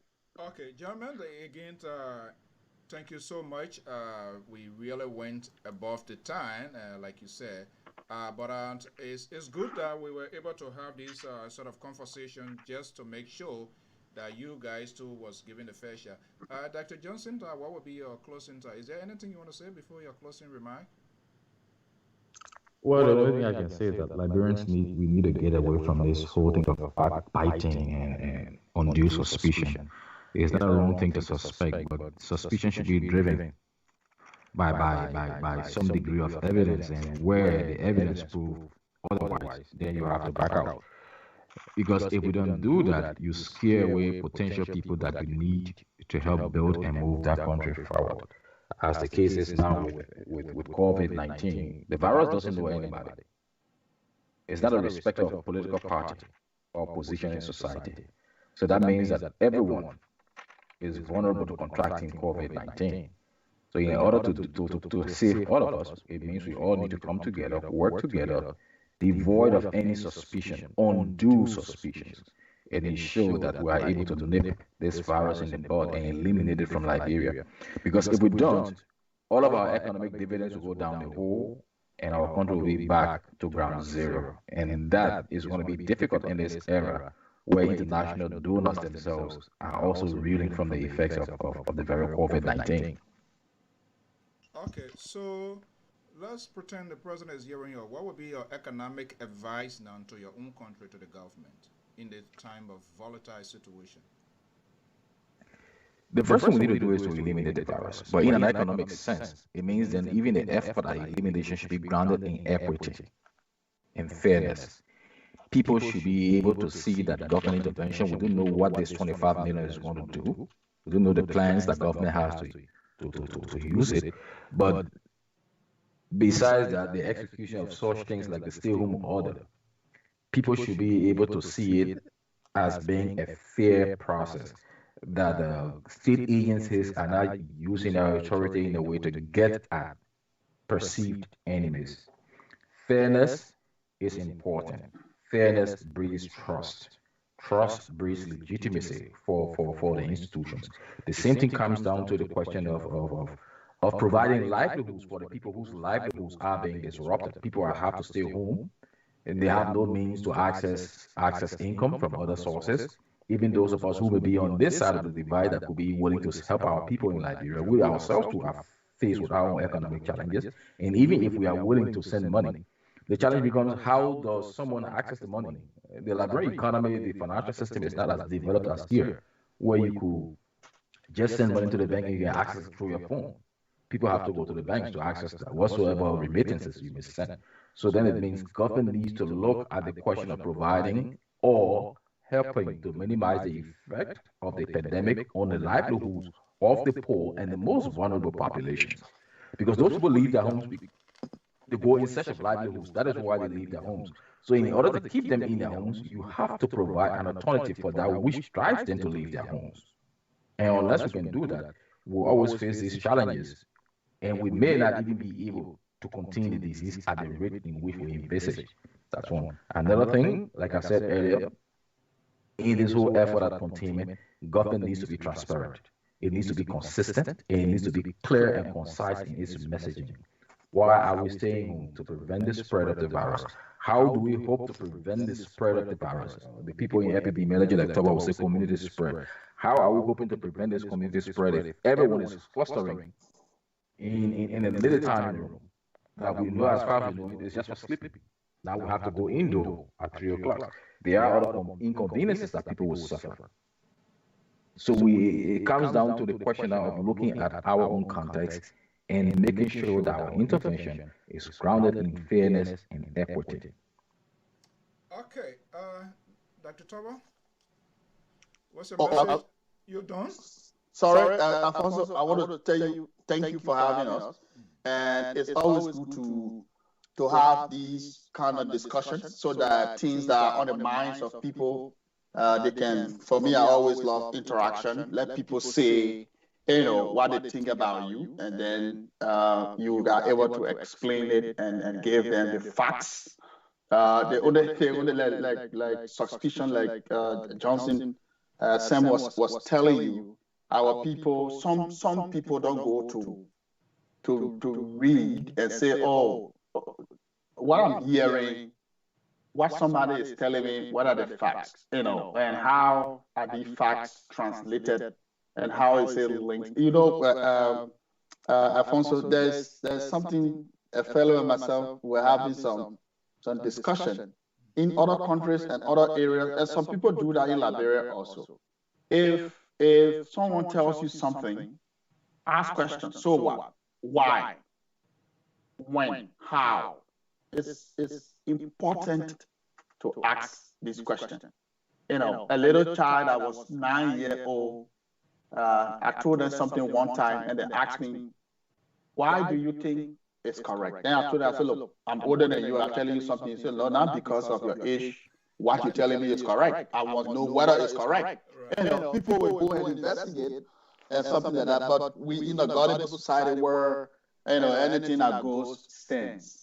And, even if someone is accused under our legal system, no one is guilty until the contrary is proven. And always, the person who accuses you, the burden of proof is on that person beyond a reasonable doubt to prove you that you are guilty.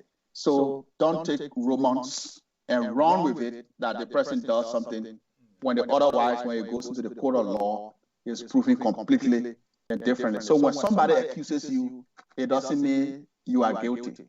That person who accuses you under the obligation to prove you beyond a reasonable doubt that you're wrong. So that concept should always remain with Liberian people. The response should be driven by science and data. Politicians, we need you during this response. Mobilization of resources, coordination, political will to push the technical people. The technical people should run the response based on the science and the data and working with the community people. And then that will make all of us to be save Liberia, save global community. Okay, well, folks, I want to thank you so much for this discussion. Dr. Tobot Nyenswat, the man who headed the Ebola crisis in 2014. Since we had that discussion, we're just having this discussion again. Hopefully, it's not going to go that long. And Dr. Johnson, thank you for your economic expertise because this thing we got to look at the holistic part, what the good and the downsides of this whole thing what it look like. But you didn't give advice to your former workmate, what's his name, the current executive, Dr. Fallat. What will you be telling him now to do if you were to pick up a phone call to tell you? What will you tell him to do? Oh, you're speaking to me, right? Yeah. In an outbreak response, you have to remain calm. You have to remain calm. You have to reflect what you're doing right, what you're doing wrong. You have to listen to other people's expertise. For example, when I led a team, there were a lot of very smart people that were working with me. We would come, discuss, though I was the incident manager. The last decision was mine, but distributed leadership does help. Everybody on the team has a critical role to play. You listen to them, but you have to move very, very fast in your decision making because time is a scarce commodity during an outbreak response. Every wasted time will cost the life of somebody. 7 people, life gone already. So be calm, be listening to people, distribute leadership, let people do their part, and be aggressive. Another thing that if I was speaking to him, saying you ask on the phone right now, you don't please everybody in an outbreak response. The person you work for is the people that life you want to save. If you want to please everybody, I know there were other people who were not happy with me when I was running the response, either because they were my bosses, either because they felt they knew more. We are in a society where everybody thinks they know, but when you are in our driving seat, all blame will go on you whatsoever. I didn't, Alfonso, I had nothing to do with money, but today, because I was the head of the response, everybody's taking towards so I took the money. So when you are the head, you get blamed even whether you don't know about it. So you will step on some corn, my brother, but move ahead and do the right thing that will save lives for the Liberian people. That's what some of us did. And when the outbreak got over and Liberia got to zero, we went to Sierra Leone and Guinea, and the region was free from Ebola. Today, the rest of the world moved on, and we were able to save lives. And I'm proud of what I did with my team. Okay. You see the good side of it, how it went further along, because other than that, the money thing would have been breeding somewhere, maybe in the Red Sea or oceans or whatever Indian Sea, I don't know. Okay, exactly. So, gentlemen, again, I want to first thank you so much for your expertise, Dr. Johnson, Dr. Nyenswat, thank you so much. Hopefully this will not be the last time, and it was good that we have this lengthy discussion too. I think that's what we need to do for our country, and it's good that we have it. All right, guys, thank you so much, and have a pleasant day. Thank you. God bless you.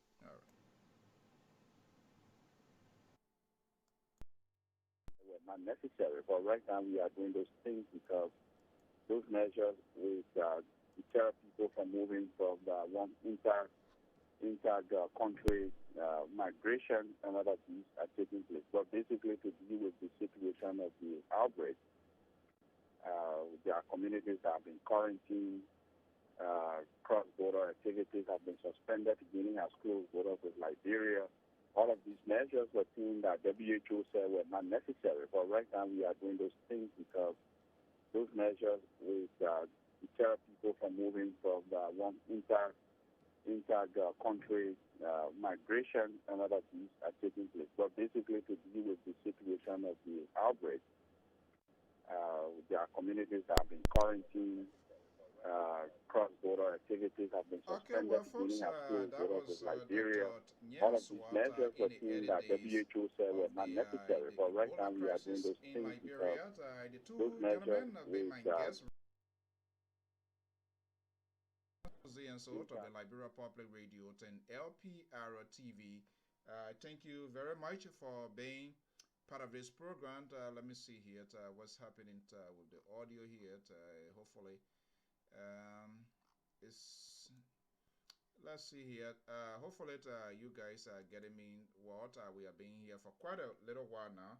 So, well, folks, I want to thank you so much for being here. Again, if your question wasn't answered today, it is not on a purpose, but we meant to have some real good time discussion here in today's program. And I want to thank all of you so much for being part of this program. Time check is 12:04 Eastern Standard Time. I am Afonso Zienso from the New England Bureau of the Liberia Public Radio and LPR TV. Thank you, and have a pleasant day. Bye-bye.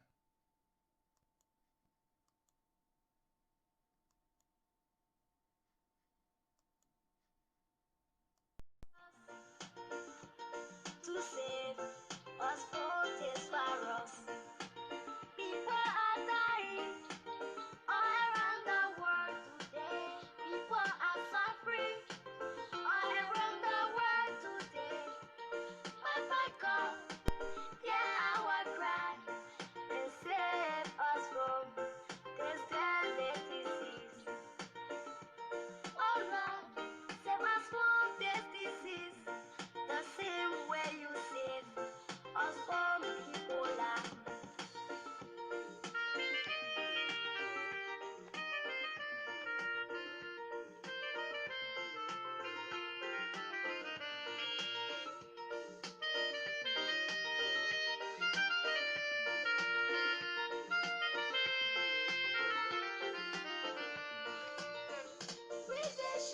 Prevention is better than cure. Let's prevent ourselves to save our family. Prevention is better than cure. Let's prevent ourselves to save our nation. Montero friends, help us stop blasting up and let us also stop going to public gatherings. This is my own way of contributing to the growth of my country, Liberia. Prevention is better than cure. Let's prevent ourselves.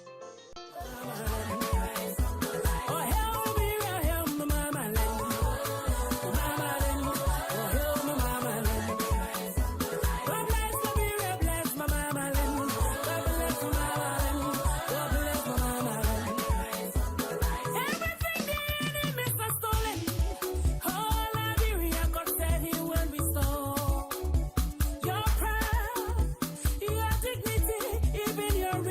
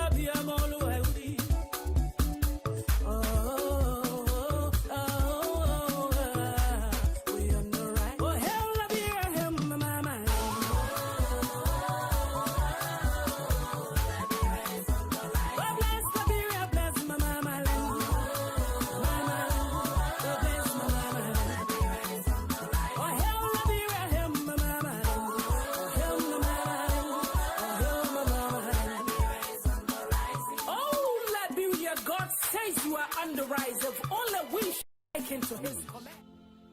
Public perception of the healthcare system and the doubting of local people that there was an Ebola outbreak in Liberia in 2014 resulted in a high number of people infected with the Ebola virus then. But it seems that this may not be the case with coronavirus.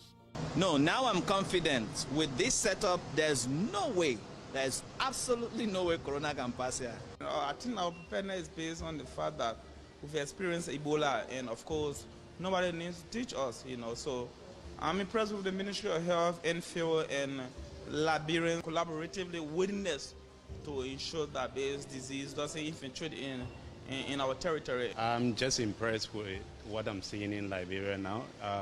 I was worried when I heard of the coronavirus. Looking at what we suffered during Ebola, we were not very much prepared. So my worry has been how we prepare. So I'm actually surprised with what I'm seeing. I think it's something that impressed us, we the travelers, and those that are even thinking about coming and worrying about what they are going to meet and what they are going to see. I've just come in and I'm very impressed with what I saw. The testing at the beginning and the washing of hands. The growing positive public perception of the response is also showing that Liberia is ahead in ensuring adequate readiness for the viral disease that is currently plaguing the world. I think Liberia has taken a good step in the right direction to have everyone wash their hands with soap upon entering the country. I think that's a good step. Yeah, this is very good, very good. I mean, they're taking a lot of precautions. Our resilience is higher. We are more prepared. And I want to use this opportunity to commend both the airport authority and our health authorities for the measures. The coronavirus is very serious and we have to take it seriously. So I'm pleased that I entered this airport, and unlike other airports I've just traveled, there is a rigorous training exercise. I think this is good and we should all submit to it. The response mechanism instituted to ensure Liberia detects any case at its earliest stage possible goes beyond just temperature check and hand washing at the airport.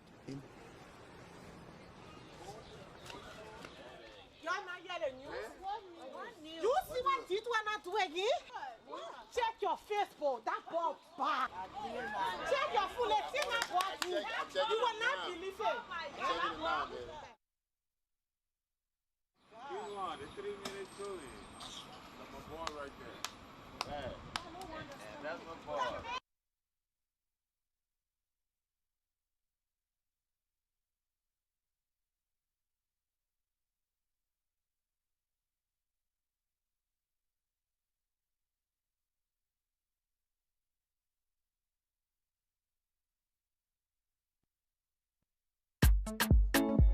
Hey.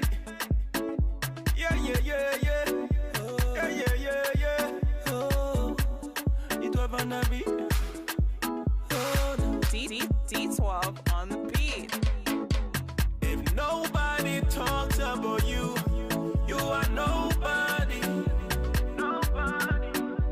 If nobody chewing your bone, you are nobody. They will know everything about you more than you know yourself. Yeah. They will talk just to bring you down. They will spread all your bad news more than they spread your good news. Everybody wants to go to heaven, but no one wants to die. Oh, see, let them do the talking again. See, I will do the bluffing, yeah. Anything they say about me, please believe it. Believe it.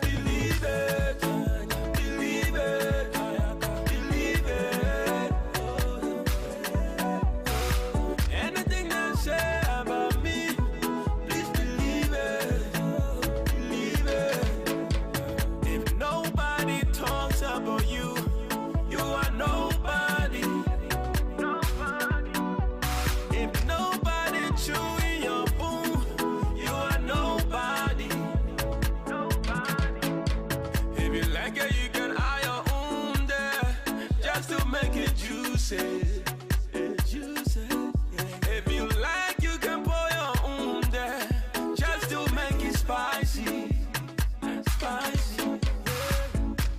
I know you like the cheese and you like the fries too. The fries too. Sugar in the tea, cocoa in the coffee, anything you want to say. If they can talk about Jesus Christ, they can talk about Moses. They can talk about Abraham. Who they can talk about? Yeah. Tell me. See, and I had to explain it. And I had to justify. And I had to convince you. Please believe it. Believe it. Believe it. Believe it. Believe it. Anything they say about me, please believe it. Believe it. If nobody talks about you, you are nobody. Nobody. If nobody chewing your bone, you are nobody. Believe it. Believe it. Believe it. Believe it. Anything they say about me, please believe it. Believe it. Believe it. Believe it. Believe it. Migration and other things are taking place. But basically to deal with the situation of the outbreak, there are communities that have been quarantined, cross-border activities have been suspended, beginning at close borders with Liberia. All of these measures were things that WHO said were not necessary. But right now we are doing those things because those measures will deter people from moving from one inter-country migration and other things are taking place. But basically to deal with the situation of the outbreak, there are communities that have been quarantined, cross-border activities have been suspended, beginning at close borders with Liberia. All of these measures were things that WHO said were not necessary. But right now we are doing those things because those measures will deter people from moving from one inter-country migration and other things are taking place. But basically to deal with the situation of the outbreak, there are communities that have been quarantined, cross-border activities have been suspended, beginning at close borders with Liberia. All of these measures were things that WHO said were not necessary. But right now we are doing those things because those measures will deter people from moving from one inter-country migration and other things are taking place. But basically to deal with the situation of the outbreak, there are communities that have been quarantined, cross-border activities have been suspended, beginning at close borders with Liberia. All of these measures were things